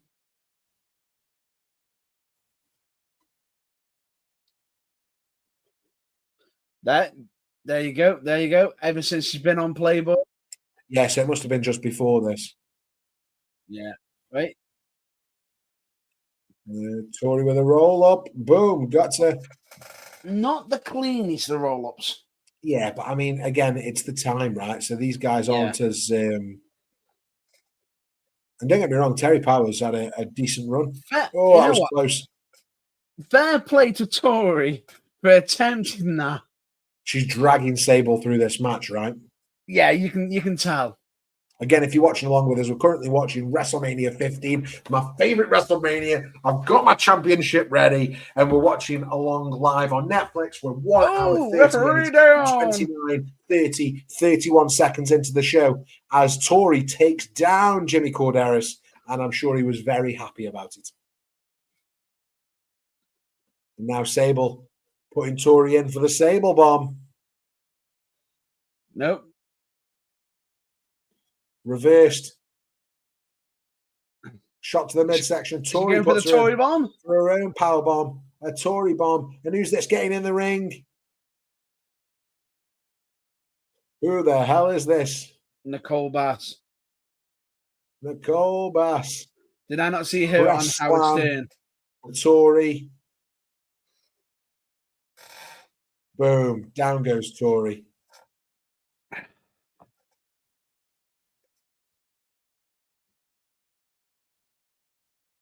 Look at the size of Nicole Bass.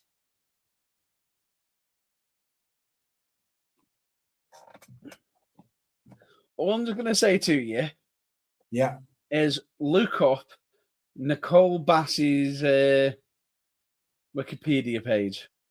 Nicole, okay, well, let's do it. You know what? Let's do it. Thought experiment. If you're at home too, you quickly Google Nicole Bass. And get I guarantee you, if you don't get a reaction to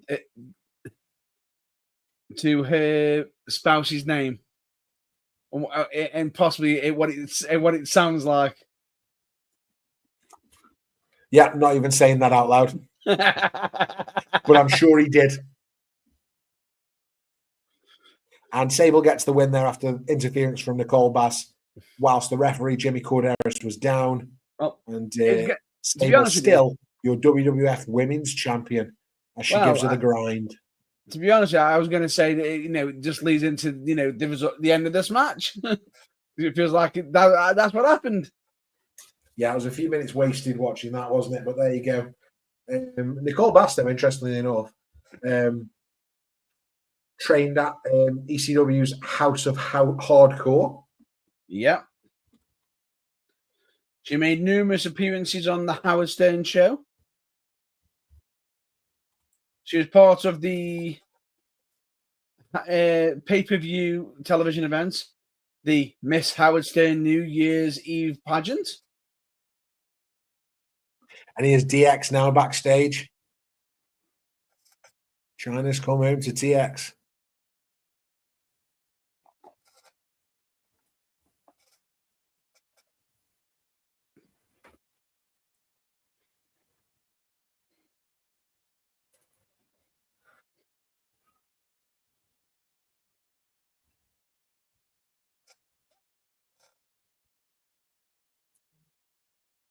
Kane, get ready for some pain.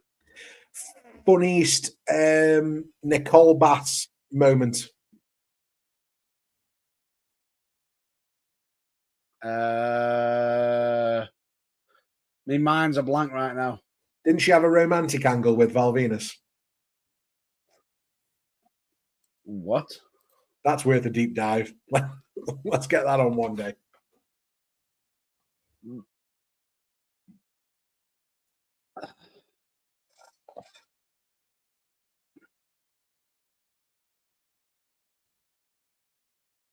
I believe that's what actually happened directly after this. Yeah, so I think she does she's the heater for Sable for a little while. Yeah. And then, I think she goes straight into that Val Venus. And then comes into a feud with Deborah. Yeah, probably, yeah. Here comes the European champion, Shane McMahon, who defeated X-Pac in a tag team match for the gold a few weeks previously. I love Shane McMahon's tops in this age. So he's got a DX top on, but he's labelled over X-Chump. And here comes X-Pac.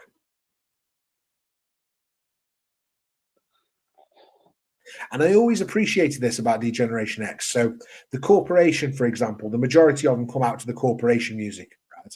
Yeah. Yeah, not all of them, but the majority of them. DX, they've all got their own themes. When they come out together, they come into DX music. And X-Pac's music was like really close to DX's music. Yeah. As Patterson and Briscoe attack X-Pac at the top of the ramp, and X-Pac puts them down. Who does he get the spin kick on? I think that's Patterson. Brilliant. And now he's on the way down for Shane McMahon. Even Tess getting out of there. And we've got the pyro in the ring, X-Pac, so make sure you use it.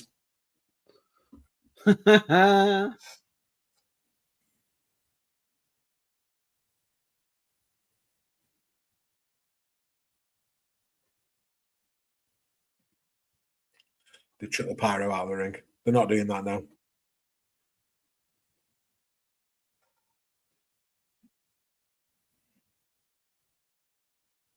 Did I hear that right then? X-Pac is a product of the street. Yeah. I don't know where. But compared to Shane McMahon, who was born with a silver spoon in his mouth, and that's where we are. European title, X-Pac of D-Generation X. No. Dirty I'm not arguing. Shane McMahon of the corporation. I'm not arguing it. I'm just there saying that just makes X-Pac so much more grittier. Yeah. And for the European title, Shane McMahon shouldn't even be the European champion here, but he's, Boom! Between him, Test, and the big spin kick there by X-Pac. Between him, Test, the corporation, the Mean Street Posse, obviously keeping him in this championship spot as X-Pac. He really dragged Shane through this match as well, from what I remember. Yeah. Test there, pulling X-Pac out before he gets Bronco busted by X-Pac.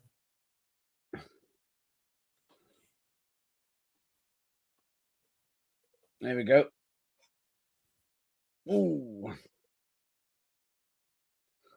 We haven't developed the hell out of there, but now X-Pac's bringing him back.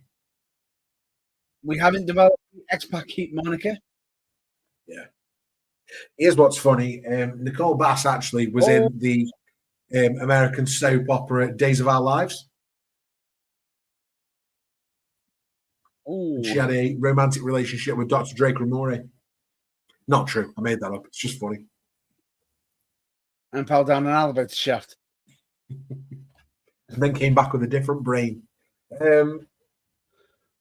But hey, that's wrestling. RASSLIN, that's wrestling.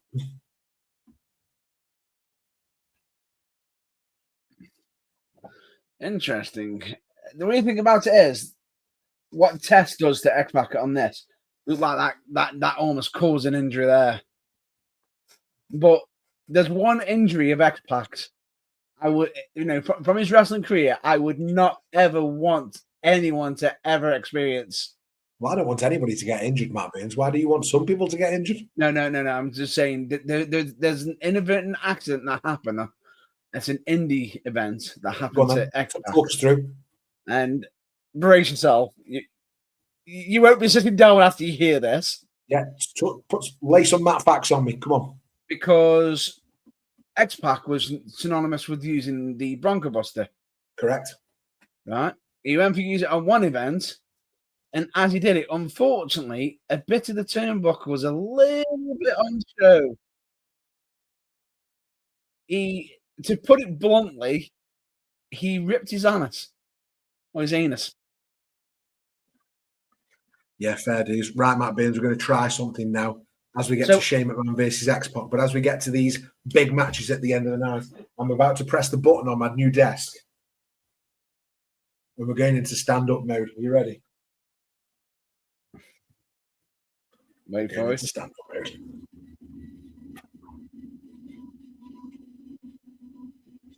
I'm waiting. I'm looking forward to this. Arise! Arise! Hang on. It is actual facts. Glorious! Oh. We like this. It's good. But it just means now the second half of this, as we go into the main events of this show, I can watch and feel a little bit more, Standy Deathman's good for you. Oh, look. Oh, the Mean Street Posse all over X-Pac now.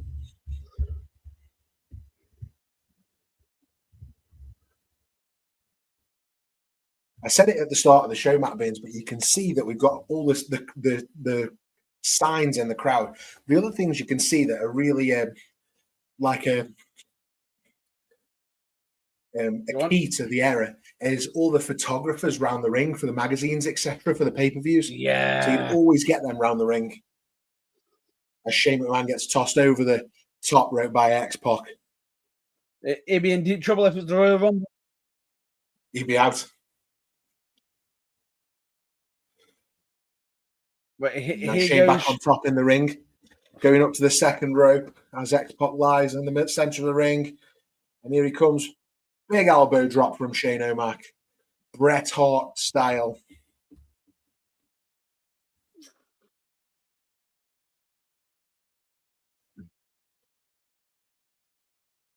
Oh, that's a bump you don't want me taking. Reton family jewels. I know someone who's taken that and ended up bruising him. X-Pac now going for this superplex. Clean. On Shane. Boom. Cover him, X-Pac. Come on. No, he's just giving him the taunt and then covers him. It's clean, that is. Pulling X-Pac out of the ring. I thought that and into the suplex was cameraman clean. and into the steps. Oh, And that was close, you know. X-Pac just getting out of the way for Test to hit the steel steps. timing. X-Pac back into the ring. Hey, Timing on that one. was close, but they made it. And now X-Pac's got the belt. He's whipping him like a scolded dog. And now he's whipping him like a government mule.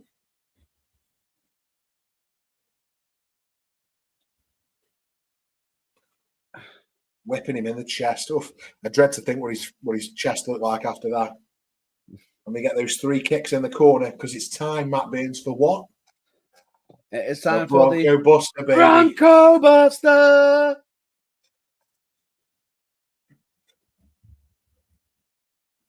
Here we go. And That's in lights the out. corner with the European title. Boom. Down goes X-Pac.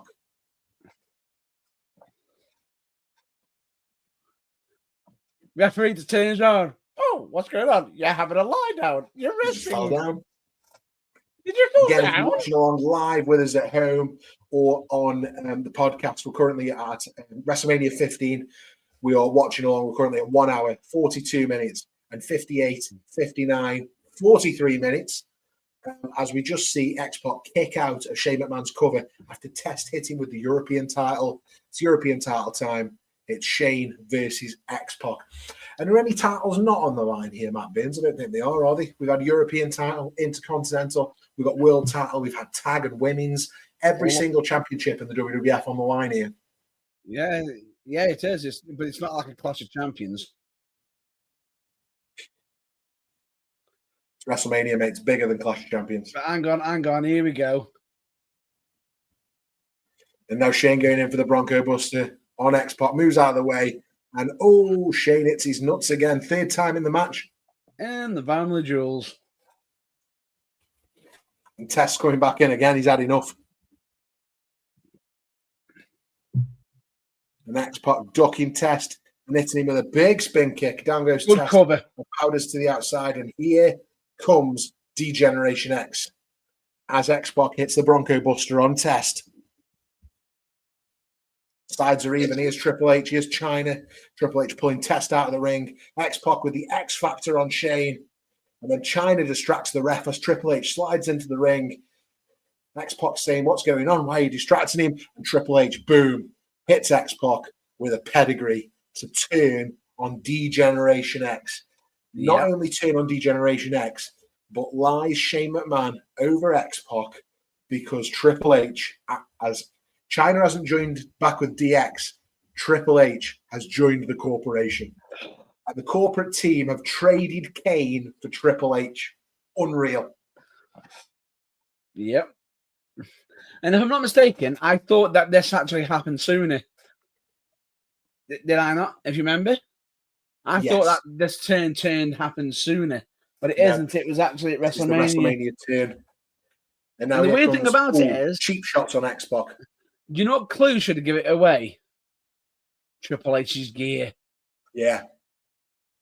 He doesn't start where... He carries on with that gear for a while, though. He doesn't go straight to trunks yet. No. It's the fact that the colour system. The what?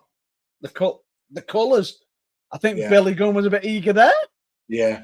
Triple H was laying it in on X-Pac with Test, and now the New Age Outlaws come to save X-Pac, if you like, but Triple H and Test just absolutely doing him over.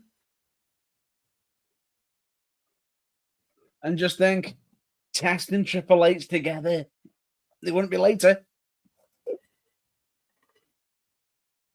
Fake news. Well, it's not, but yeah. But if you know the story, you know the story.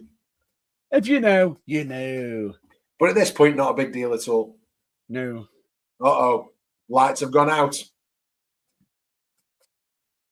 For a bit of revenge from earlier in the night, here comes the Big Red Machine. Do you know what I find so weird that people have like a moment where they sit there saying, I could have sworn I saw Kane in green. Nope, he's always been the Big Red Machine.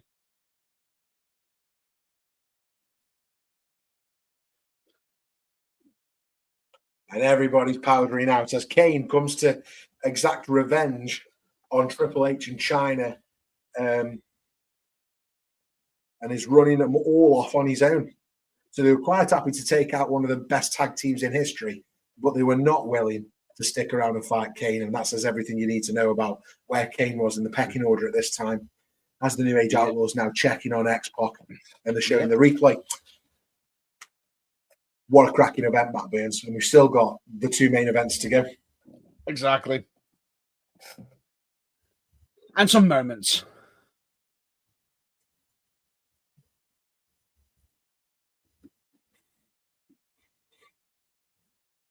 And this is the first time now that either Triple H or Shawn Michaels are not in DX as the founders.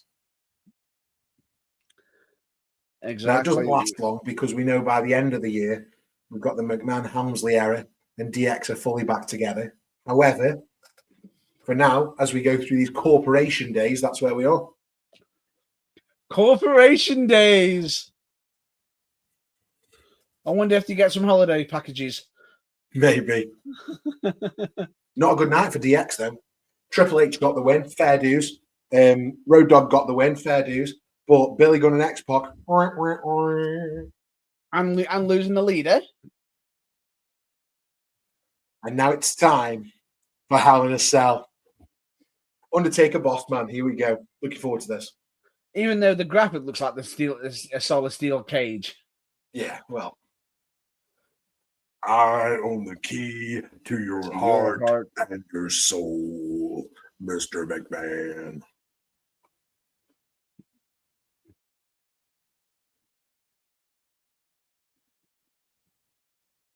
The Ministry's a great angle, you know. It didn't hit peak that it should have done, but it's a cracking angle.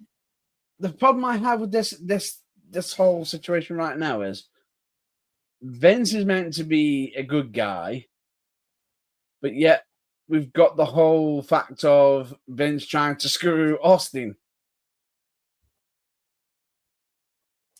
Matt Bins, tell you what you should do.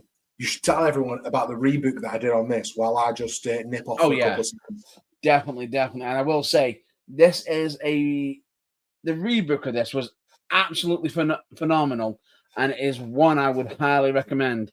So either go back to our previous episodes of The Burning Truth to check it out when Scott did it, or if you want an alternative and don't want to hear it, you can actually jump onto the website and go to our blog section where Scott has provided all the material in text format, so you can check it all out. You can either have a great listen or a good read. Either way, you will thoroughly enjoy it. As I will say, it was an absolute stellar rebooking, and one that I would recommend all of you to check out, because it was banger after banger after banger after banger after banger. And yes, as we said, we do our rating systems in bangers.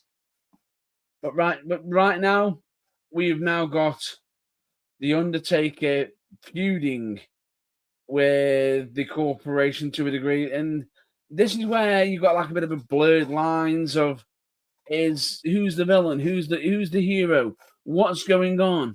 Because if you think about it, this is a rare match where we've technically got villain versus villain, or heel versus heel. And the odd question is how many matches are like this at WrestleMania did we have that were heel versus heel? How many? But anyway, as we deep dive into this, we've now got the big boss man in his SWAT gear entering for the match for the Hell in a Cell.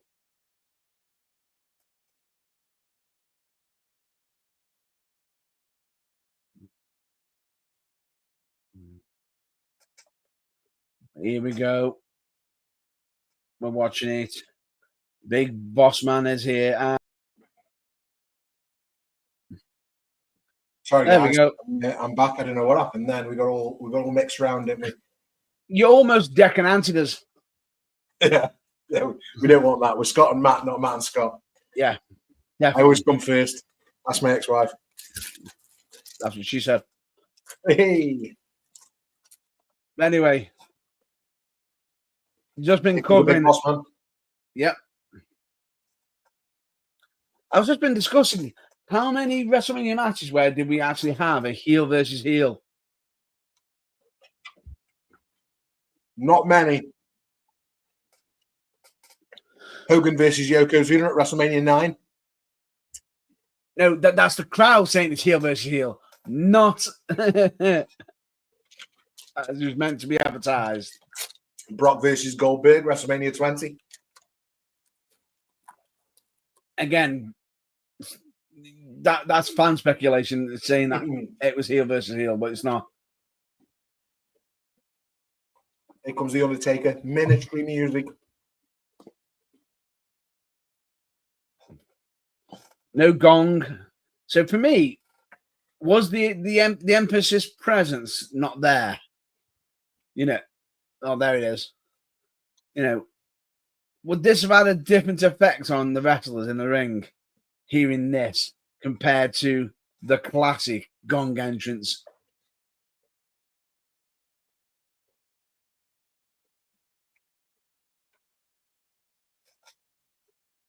Sorry, just swallowing my pepperoni. It's a bit of an animal. Hey, Pepperoni, if you want us to sponsor you, if you want to sponsor us, we are well up for that. We love pepperoni. Bit of free advertisement there. Do I think they were more scared this or the classic? Do you know what's interesting?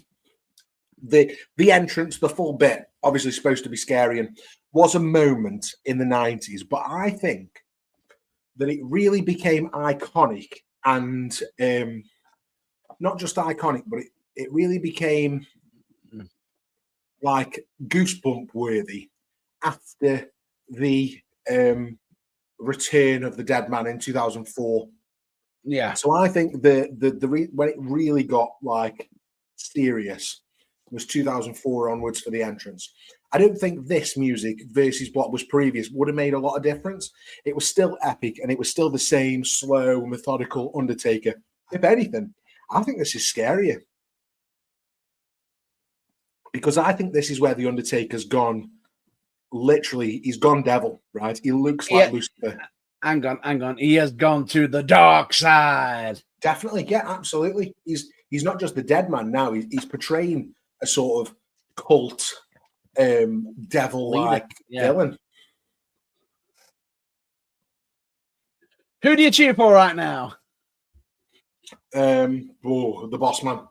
Because at least in this story, although Vince is Mr. McMahon is obviously the villain and he wants to stop Stone Cold from becoming WWF champion, he's still, trying to protect his family and his daughter.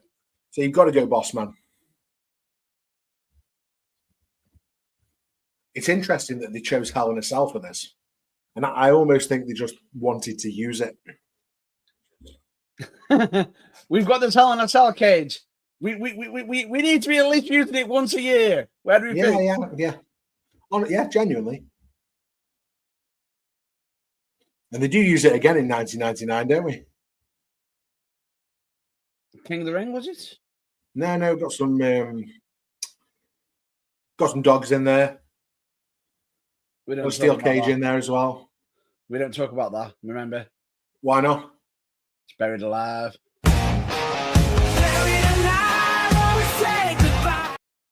Sorry, I can't help myself doing that tonight. I'm sorry.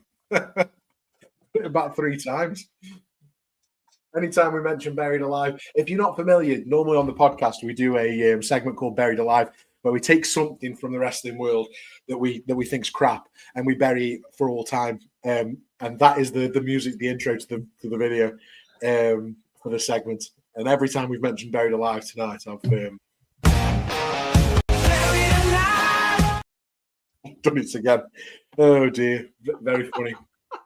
I'm popping myself now, Matt Burns. Oh, it's not just yourself, you're popping. That's hilarious. Right, let's talk Big Boss Man Undertaker. Let's talk Undertaker at WrestleMania, right? Where does this one rank in his 23-1 matches or whatever it was? It's not the worst. It is far from the worst, because the worst was Jack Gonzalez in my eyes. Yeah. But it's not massively high, because I feel as though it's tough to say, because Taker's had some really good epic WrestleMania matches, but he's had a few bad ones as well. So you don't think this was the weakest match of the streak? No, it's not. Why do you think they chose Boss Man? Experience, the fact that he's a veteran of the wrestling business. I've got to think about alternatives as well. Who else in the corporate team was going to face The Undertaker at WrestleMania? They could have done Kane again. They could have done Ken Shamrock, who's in that Intercontinental title feud for Ryan Shamrock, so he's almost off the board. Big Show Paul White, he's well into that Mankind, Stone Cold, Vince McMahon, Rock rivalry. Yeah. I'd have maybe done something different and maybe done Big Show versus Undertaker here, you know. So, and I know this isn't part of my reboot, but I'm just rethinking the entire angle now. I'm rebooking my reboot. No, don't.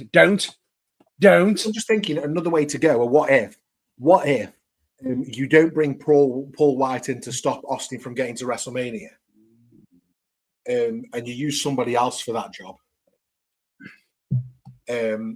Maybe the Big Boss Man, switch him over. So the Big Boss Man tries to help Vince McMahon in the cage match, and it goes wrong, and Austin still wins that match, and he still goes to WrestleMania.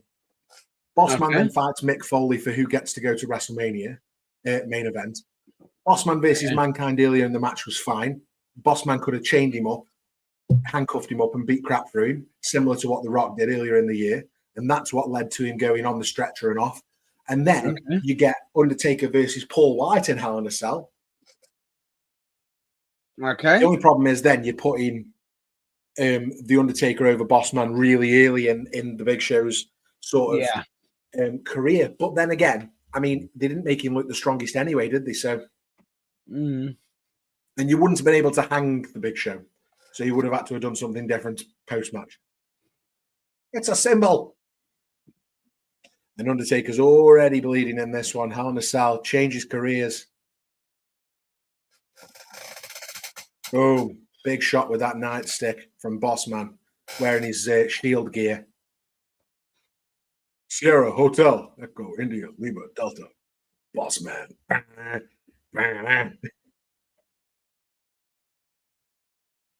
Did you know that Ray Traylor is Seth Rollins' dad? Nice try. That's why he was in the Shield and wore tactical gear. Let's start a rumor. Let's do it. I'm just kidding. That's total rubbish. Don't believe that. The Boss Man is not Seth Rollins' dad.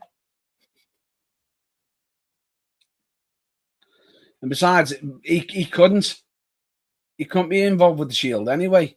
Why?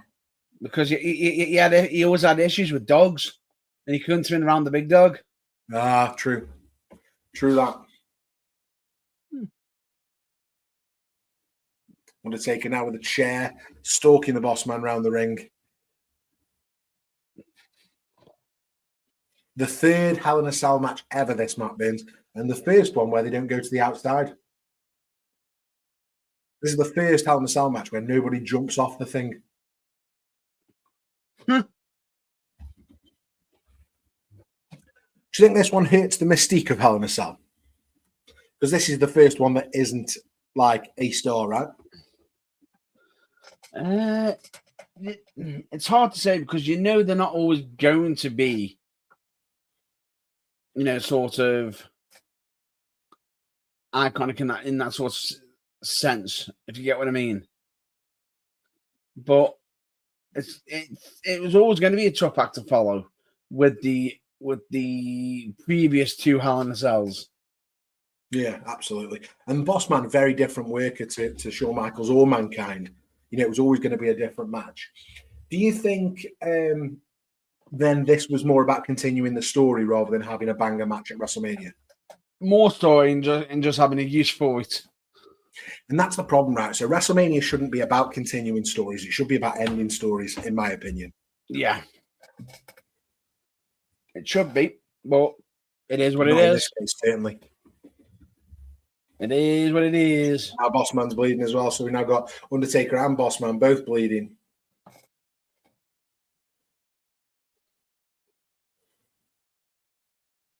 Here we go, Undertaker off the ropes. Big clothesline. Love that flying lariat. Undertaker for the cover, 2 count, and the Bossman kicks out. Shoulder up for the Bossman. Hey? Have you jumped ahead? I don't think so. I think I'm just check where I am. What's currently happening? I've just caught up 2 hours, 2 minutes. 39, 40 seconds. And now we've just had the Undertaker go for old school and end up now down at the ringside area. The Bossman cut that off. Was having none of that rubbish.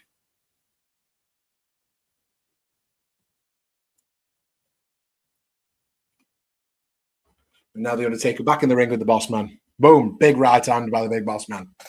There we go. And there's a second. Right. Undertaker with a big right hand of his own, and that's the last thing you want to do. No matter who you are, you do not want to start trading rights with the Undertaker.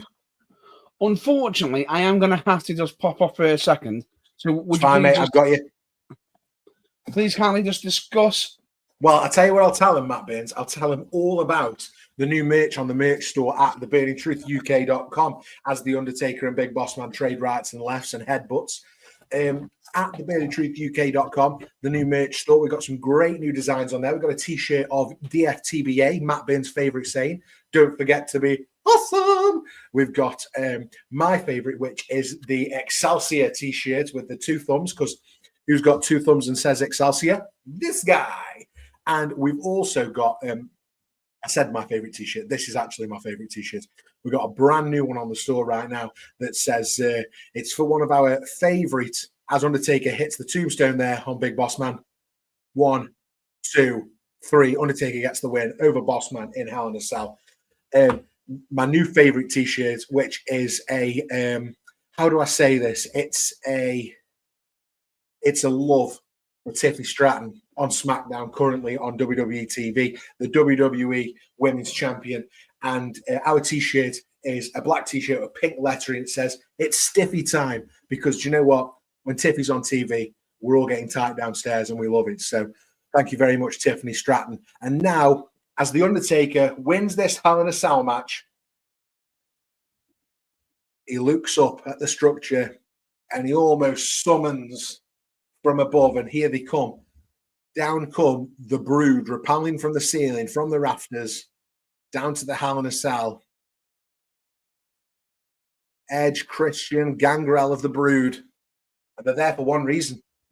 They're there for one reason, to help The Undertaker do whatever he's got in mind here. And this is that famous part of the angle.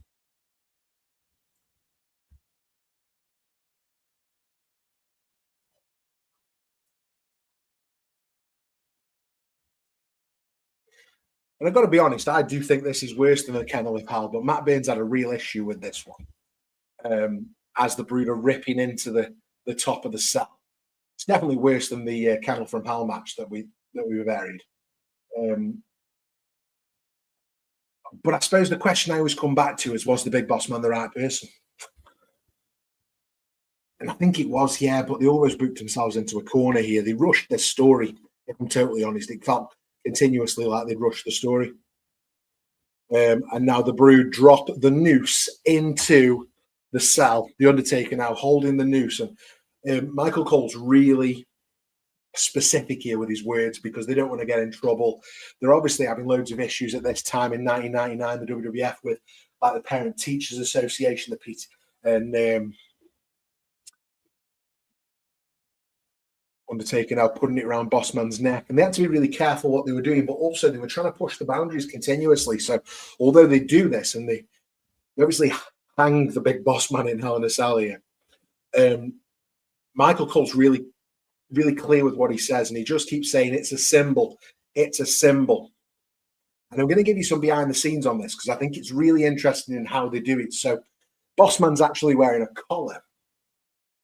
And the collar also gives sort of a strap round to under his waist. He's wearing a waist and a collar, and that noose has a clip in it that clips onto that collar, and it lifts him actually by his waist because of that strap that goes down his back. So it's really technical sort of apparatus, but it does mean that Bossman doesn't technically get hung in the ring because of what he's wearing. He's saved here and he's hooked up, and it's why it takes quite a while for him to lift him, but he's actually getting hung by the piece of equipment around his waist. And there he goes.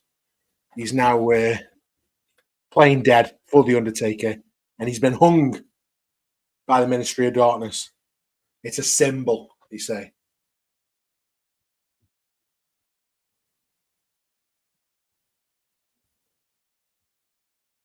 Oh my God, says Michael Cole, and he's right to.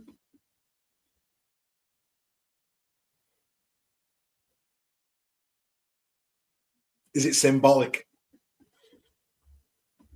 Of course it's symbolic.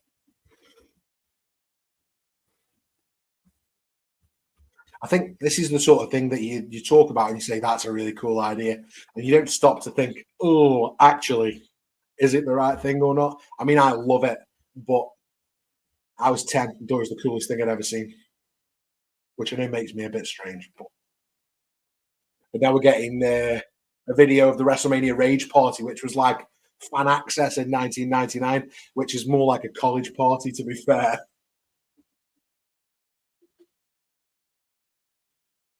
Shane McMahon. Big Punisher, which must have been a rap artist at some point. The Rock's there with his championship. Let me get mine. If you smell, love it. And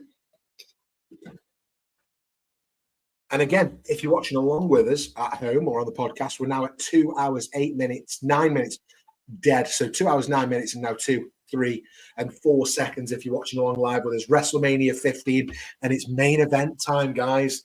This video is just setting up for the Hell in a Cell to go back up, to get the Bossman unhooked, and then we're going to get it. We're going to get Rock. We're going to get Austin. WrestleMania 15, and it doesn't get any better than this. This is legit my favorite ever wrestling event. I've been trying to talk Matt Burns into watching it with us for ages. I kind of tricked him, if I'm honest, because I said, why don't we watch St. Valentine's Day Massacre from 99 earlier last month? And he was like, yeah, that's a really good idea, knowing that then we could follow it up with WrestleMania 15. And here we are.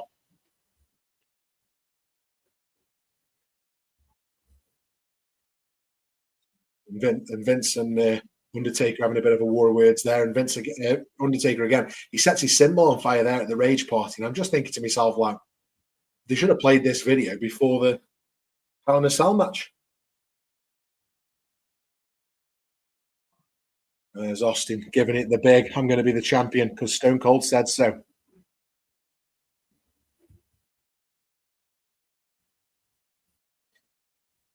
And here we go. So Michael Cole in the ring now, and he's introducing Jim Ross back to us. Good old JR coming back to the commentary desk to call the biggest match of the year, and rightly so. Good old JR back at the commentary table, the voice of professional wrestling. Michael Cole obviously being groomed to replace JR at this time, going backstage, and it worked, right? Michael Cole, you know, what a guy, but JR now back at the commentary desk, exactly where he should be for this main event match. Where he belongs.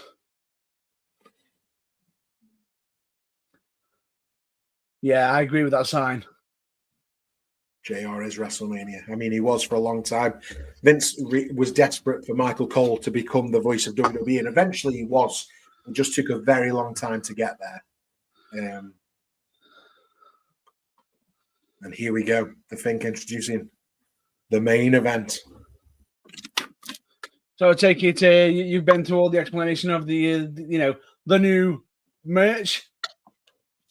Oh yeah, we talked a bit about the merch. We also talked about how the Boss Man stunt was done because I had some insider info on that.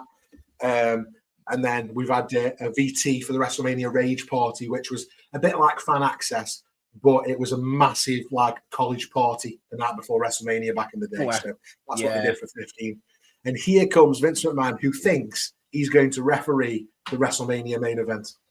And not wearing the famous. That's the best damn looking referee shirt. That's what he said. He said, I happen to have the best damn looking referee shirt. So that's what Vince thinks that is. We do not. At least it's nowhere near as the other referee shirt that we saw. Think about it now. How many times has Vince McMahon been on this show? This is a pay-per-view, and he's been in 3 angles, 4 angles maybe, if you count this one. And he'll be out again before the end of the night. Yeah.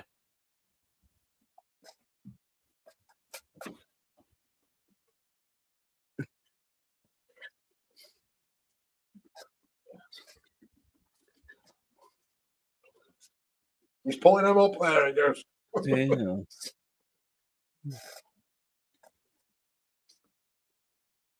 He's got Mike Chioda with him.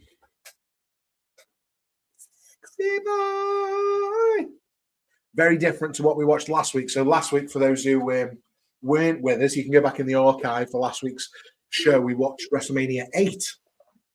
And WrestleMania 8, we saw Shawn Michaels versus, do you remember? Shawn Michaels versus Tito Santana. And in that, we had Shawn Michaels come to the ring with Sherry, and it was his previous version of the music that Sherry had sung. But by the time we get to 99, Shawn sung his own song, and he's very happy with it. And he's got his AJ Styles style haircut here. The Sunday Mom look.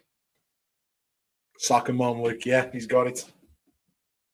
The Soccer Mom Sunday Mom look. The Sunday League look, absolutely.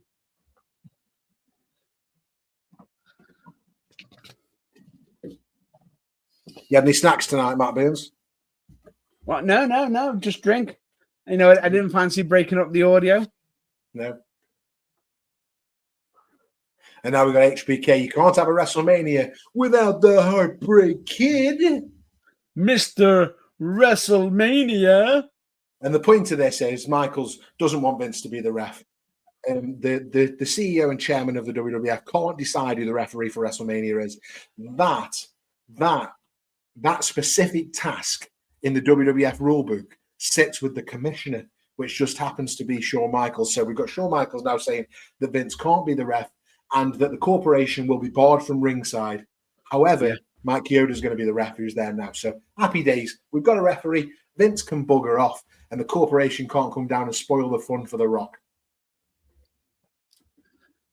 Spoil the fun for The Rock? Yeah, because The Rock wanted the corporation to help. Ah. No, I thought you meant to spoil the fun of Austin, of what he's going to be doing to The Rock. Liking this standing up for the pay-per-view, it makes me very excited. For a minute, then, I thought you put your hands behind your back. I thought you were going to go. Hunter. I could chop just as often, trust me. But then again, you know, there is always the opposite side. Someone who can take a chop. Absolutely.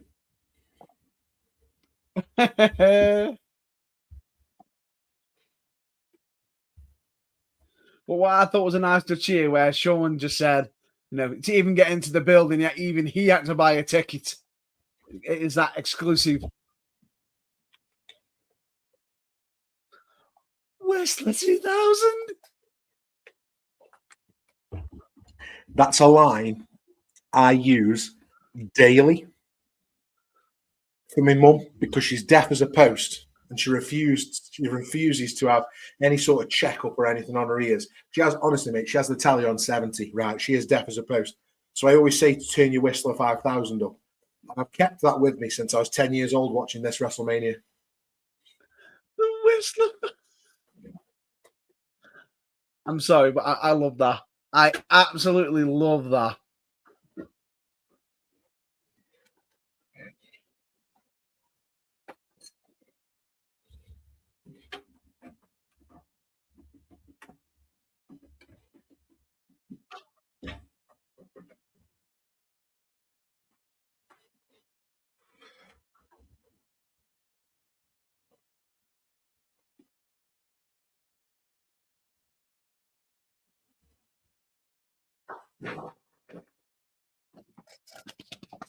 Corporation is barred from ringside. But he might let Vince come down. Yeah, Good save, that.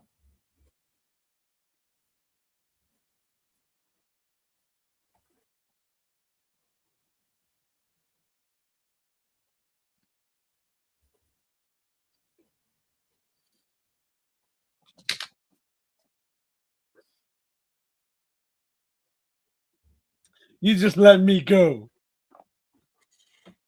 Michaels just threatening Vince. If Corporation come down, I'm going to beat you up. That's Yeah. basically what he says.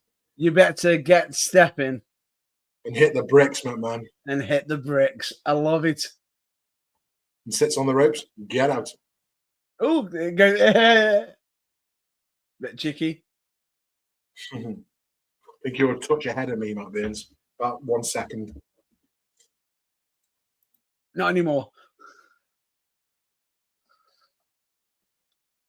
And now Michaels and Vince. Vince trying to explain to Michaels what he wants to do, and Michaels having none of it. No.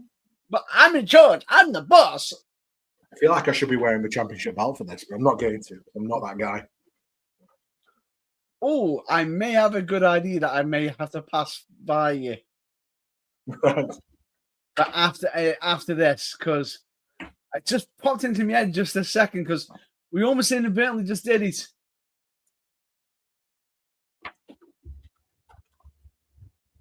The chosen one.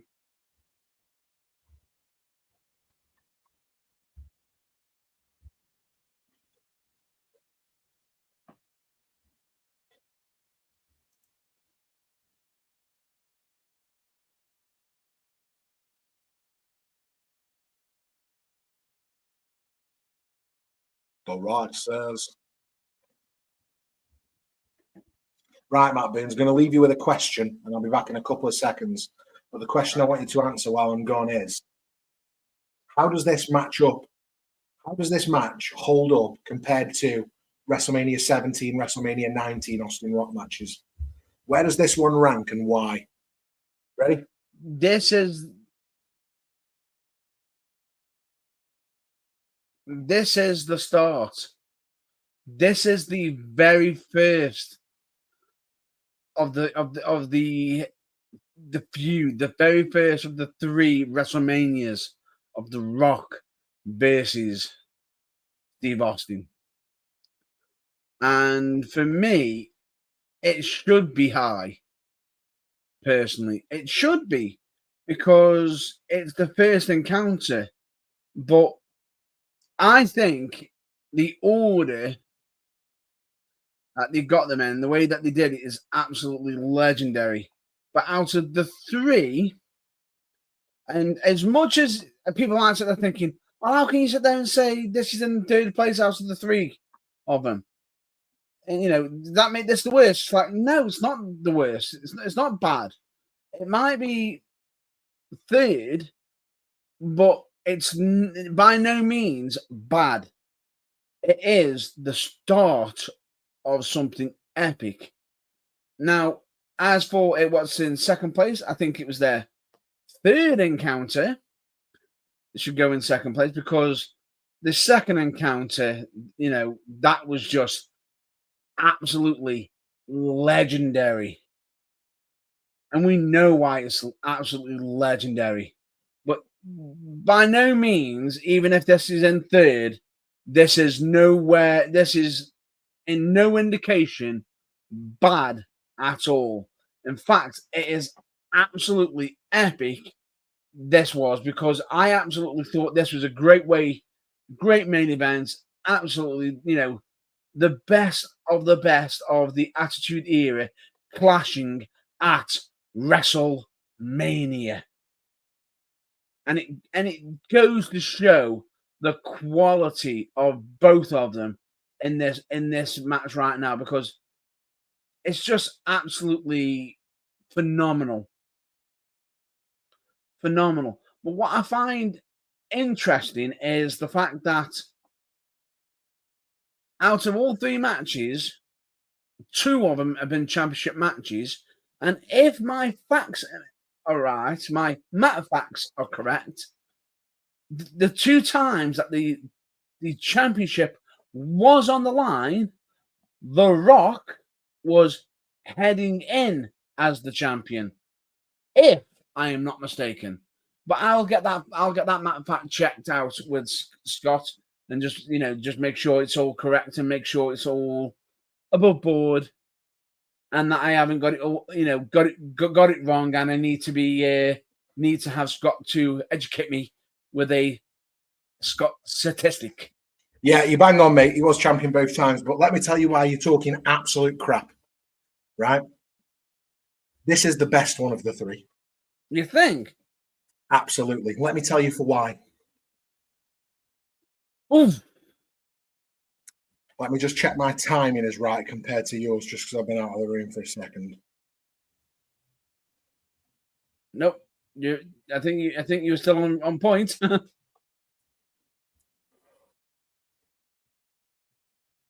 Okay, I'm just a second or two. There we go. I'm up to date now. They're just heading into the crowd. They're in the crowd. This is the reason, right? So WrestleMania 17, people generally say is the best one. It's not. The finish is terrible. The turn is terrible, ruins the match. It's definitely the best build-up to a WrestleMania match of all time. Maybe up until last year, Roman Cody. But certainly up to that point, WrestleMania 17, that was the best build up to a main event ever, right? Yeah. The My Way music, the whole thing was fabulous.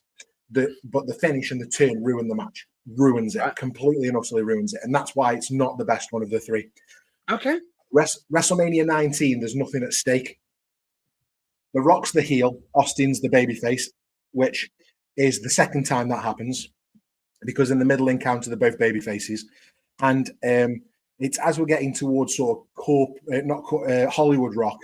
We're certainly well into Hollywood Rock there. And Austin's just come back. He's just defeated Eric Bischoff at No Way Out. And there's very little build up to it. The match is okay. It's not fabulous. Obviously, Austin, a medical issue the night before, which caused them issues, and they couldn't do maybe what they wanted to do in that match. So the third match at WrestleMania 19 was not a good affair. It was nice that The Rock got the win, but it wasn't a good affair. It wasn't a great match. Didn't have great crowd interaction either. So although 17 was fabulous for the build-up and the match up until the last 10 minutes, the last 10 minutes completely takes it away from it. The WrestleMania 19, the match wasn't great. The build-up wasn't fabulous. I think it's just remembered fondly because it's the third one. This match has got a good build-up. It is the first of the big main events, right? And what I mean by that is referee bumps, near falls, stealing each other's finishes. It's also got the best finish out of all three of the matches. And you'll see what I mean for that in a minute and the emotion that brings. But I promise you, over the next 20 minutes now, towards the end of this match. Pardon? Do me one favor. Yeah. Ask me the question again after. Yeah. I promise you, you're going to change your mind in the next 20 minutes. The reason why is because now that you just said what you just said, part of me is just now thinking to myself, do I need to openly admit? Yeah. Bump on the light. Austin's knee. You're a few seconds behind. Am I? Yeah. No. It's fine. I've just corrected it. I was going to say I'm at 25:39 now. Yeah, so I'm bob on. Yeah. You were literally a few seconds. I mean, a few seconds. So I just corrected it myself for you. Oh, you were in front as opposed to me being behind. It's your fault. No, it's yours because I didn't have to adjust. Yeah, I promise you, by the end of this, you're going to completely change your mind. And the reason I'm so glad that we've got this WrestleMania on is this show has got many faults. It's not perfect by any means, but the main event makes up for all of it. Yeah. Oh, the stomp. And do you know what else? Did you see that kick? Yeah. That was the receipt for the clothesline. But Yeah. what I will say is I honestly believe this to be the most attitude era main event of all time. More so than what you got in WCW in the Nitro era. This is the most attitude era main event of all time. The fact that they're actually affecting the signage.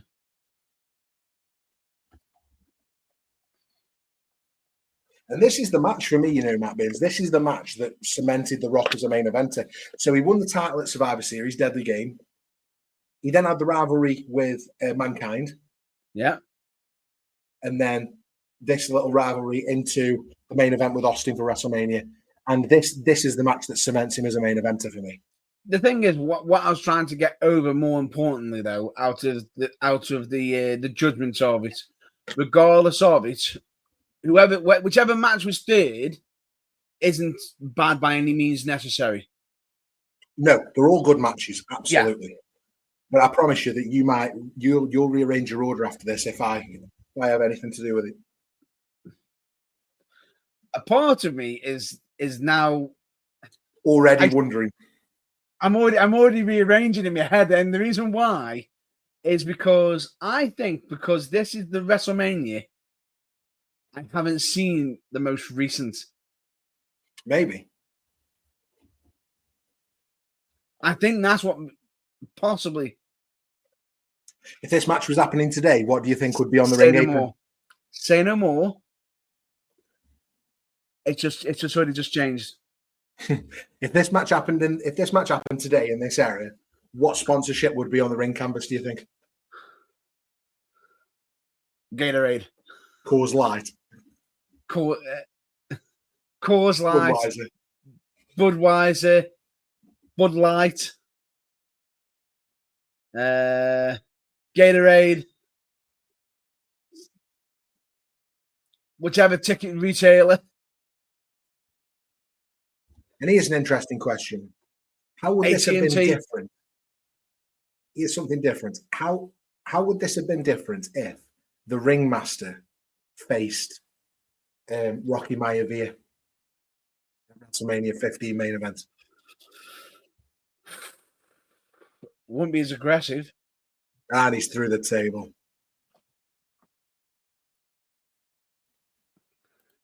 Can I just reveal my reorder? Yeah, if you want. But I would like to re-ask you at the end of this match. Do you know when you're watching something and all of a sudden your brain just suddenly unlocks all the memories? It's cracky, mate, this is. It's the most underrated WrestleMania main event of all time. As this match has just started going on, my memories have just suddenly flushed into me head, so I know what's coming up, what's going to happen, what's coming up, and my brain it's just sort of just gone reality check. You done goofed. Well, here comes Austin. Big elbow onto the Rock. You done goofed. And I'm about to say, I am going to make one solid change. Do you think?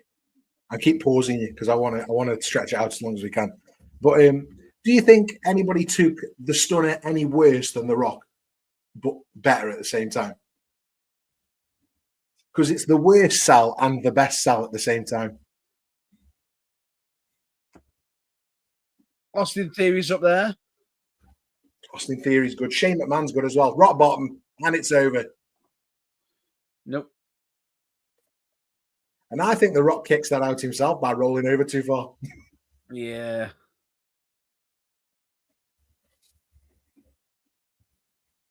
Come on, Rock. I'm about to say to you. You know, I'm going to wait until the end. Yeah, I would. Nobody's ever kicked out of the rock bottom before. And here comes the chair. We've seen lots of chairs tonight, but it's the Attitude Era, so anything goes. Oh, and there goes the referee. It's a cracking hit on the ref, isn't it? What's that? It's a cracking hit on the ref. Oh, yeah. A solid steel chair to the head. And the slow roll out to the floor. I feel like you're still in front, Matt Burns.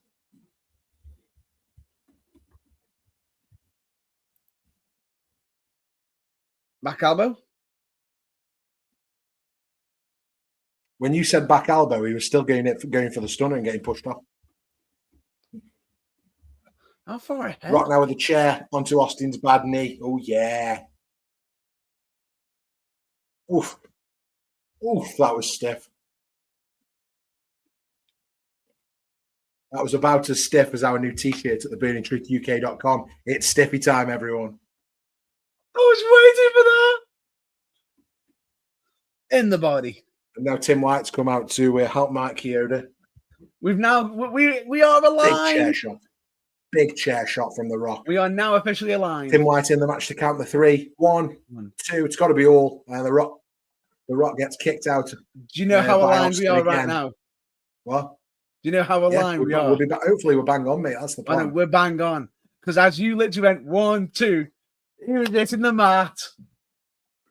And now there's where Austin hits Mike Chioda with that chair. Takes it well, fair play to him. And The Rock pulling him in front. Ooh. Now The Rock's all over Austin in the ring. Yeah. Puts him in that rest hold. Here we go. Chinlock time. Part of the Chinlock Society. Right in some wills. Do you think The Rock right now could have ever thought he would be in the position that he is in right now at this stage? The biggest movie star in the world and co-owner of the WWE. Involved in, yeah. No, I don't think he ever thought that. I think he thought he was going to be a big deal. I don't ever think he thought he was going to get to the heights he will. Because how could you actually know that you're going to be that big of a star? He knew he was going to be big, right? He knew he was going to be successful. But the trajectory that The Rock's been on, to be as successful as he is, unbelievable. Yeah. And I think that's down to his work ethic. Yeah. And they've done so much work in the first 10 minutes of this match that now they're in this rest hold. You know, again, let's just let it breathe a minute. We've got a lot to do, you know. And I would be knackered as well after going as hard as they did. You got to think they've already been hitting each other with chairs. They've already hit a rock bottom. They've been round the ring post. They've hit the steel stairs. They've gone through an announce table. They've been through the crowd, and we're only in the first 10 minutes. And it's scary. Like I say, the most attitude era main event ever.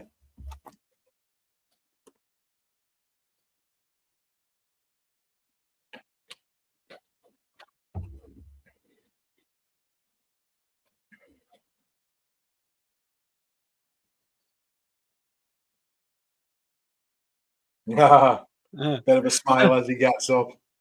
No, and a few selective words. Yeah. I love Austin so much. He was so good. People forget how good Austin was. Samoan drop from The Rock. Is it possible, right, for one of the biggest box office attractions in the history of wrestling to be underrated in 2025? But honestly, I think he is, you know, because we look at John Cena now, and rightly so, as the GOAT, right? We've got Hulk Hogan, who was rock bottom on Tim White. That's the second ref's gone. We've got Hulk Hogan, who's looked at favorably as, you know, the guy who started it all. Austin hits the stunner on The Rock. Tim White's down. No ref. And I bet you Austin's having to cover. And here comes Earl Hebner for 1, 2, and The Rock kicks out just before 3. And this now we're on third ref for the match. So what I'm saying is, as we watch WrestleMania 15, watch along, currently 2 hours, 35 minutes and 47 seconds through,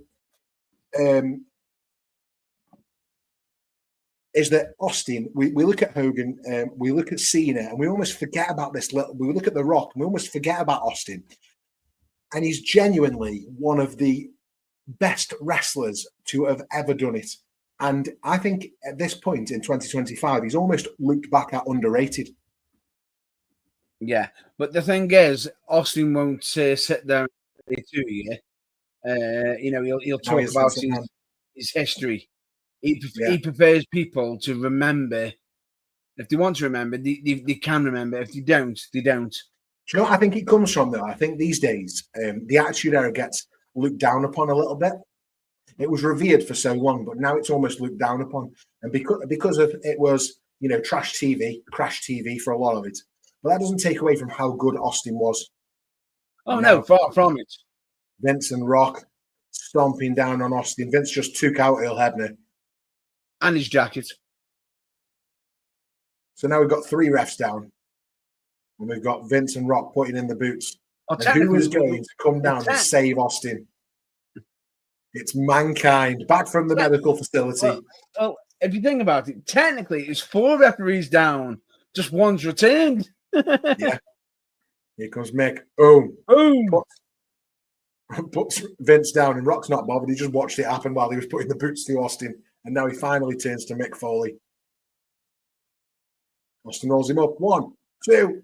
Fast count now by Mankind, but Austin got the 2 count. Now Austin Rock again.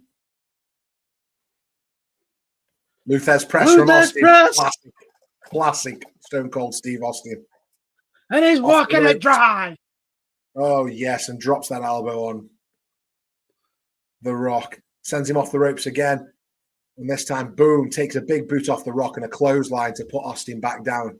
And we're now into the 3rd act of this match, Matt Burns. Yeah. The Rock puts him in the rock bottom. Rock bottom to Austin, center of the ring. And then he gets up because what's next, Matt Burns?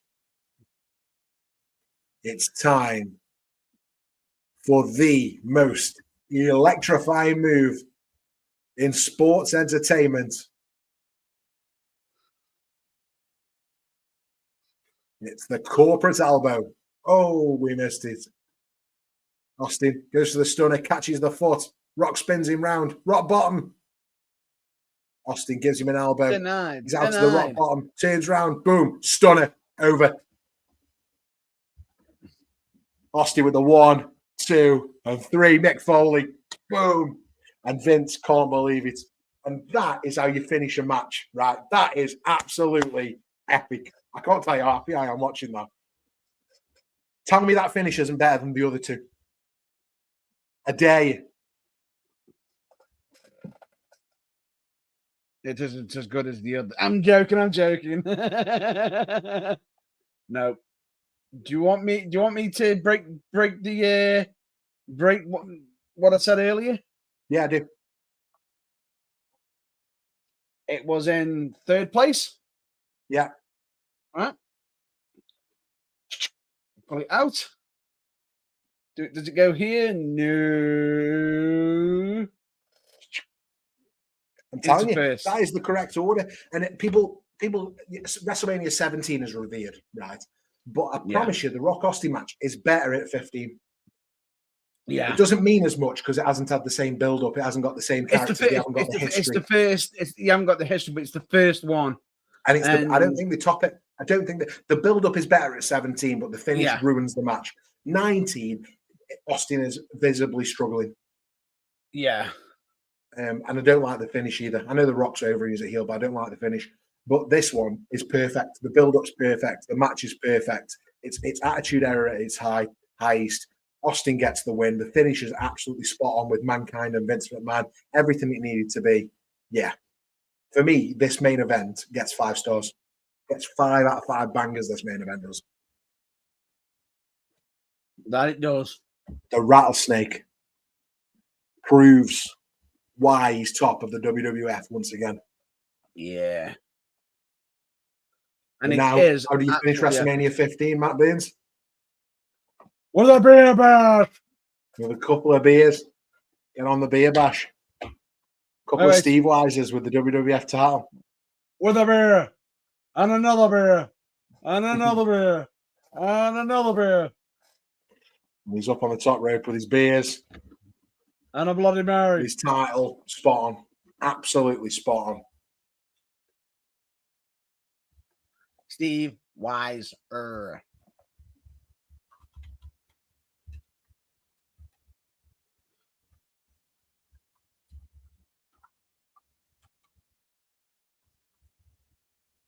How many people could get away with drinking on the job?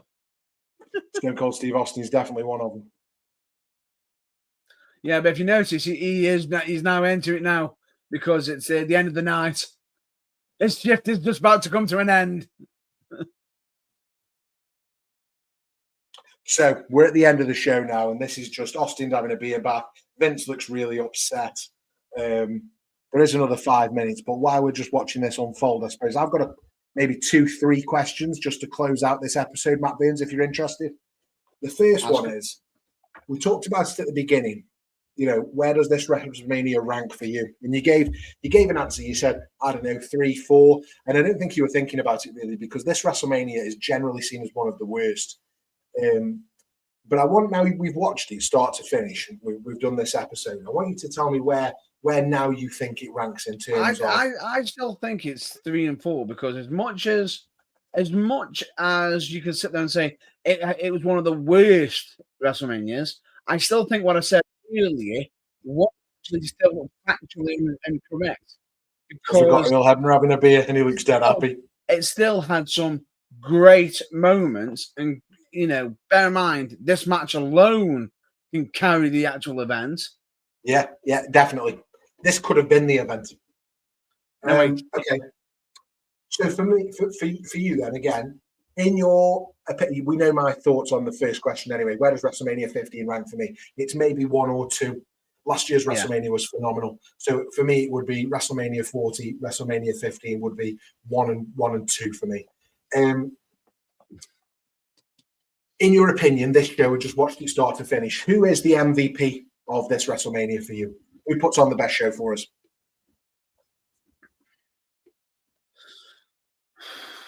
The MVP. Yeah. Who's the most valuable player for this WrestleMania? Right now, there isn't one. There's 2. Okay. Rock and Austin. And you can't have one without the other, right? Exactly. Austin and Vince. That's not about. Austin's telling him it says belt. And gives him a right hand. Down goes Austin. Chucks him in the ring. Eventually. Austin rolls in with him. And as Vince gets up, it's time for Here we go. Stunner. One of his better stunners. One of the better stunners that Vince takes in his career. And then we're getting some more beers for Austin. The beer bash continues. So who's the MVPs for you at Rock and Austin? Who had a terrible night? Who struggled at this WrestleMania for you? Opposite to the MVP, who was the who had the stinker at WrestleMania 15? Bart Gunn. Pardon? Bart Gunn turned up, got lights out. It's a bit unfair, but we'll say Bart Gunn. Tell me where I'm wrong. Most importantly, Matt Burns, after watching that wild Hell in a Cell match again, how big's Batista's dick? Average size. Great callback. Thank you very much for answering that. And WrestleMania 15 finishes. I think it's the first one to do this, but it finishes with the recap video of the entire WrestleMania, which has become standard for the end of WrestleMania over the years. Yeah.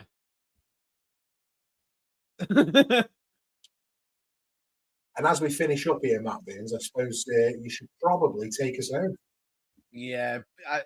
For me personally, I think this was, as I said earlier, a great event. But with that all being said and done, that's a wrap on our WrestleMania 15 watch along. What a night of pure attitude era mayhem, hardcore chaos, swerve after swerve, and of course, Stone Cold Steve Austin reclaiming the WWF Championship from The Rock in their very first iconic WrestleMania showdown. Absolute carnage from start to finish. Thanks for watching with us. Yeah, absolutely. Thank you for watching with us. If you want more of the Burning Truth live, keep the conversation going. You can find us on all the socials. All you have to do is type in the Burning Truth or TBT Live UK and look for the belt. Look for the belt, you'll find us. And you can also follow us on YouTube. We're trying our best on the YouTube at the moment, and you can get us there, The Burning Truth 251, for full episodes, reactions, and exclusive content.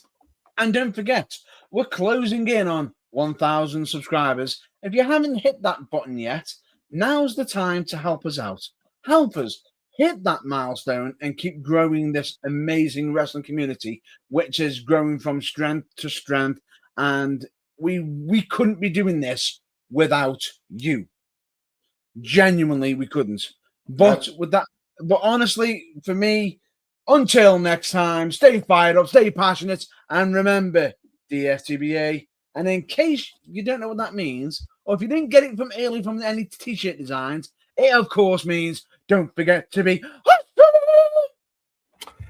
Excelsior. What else is there to say? What a night.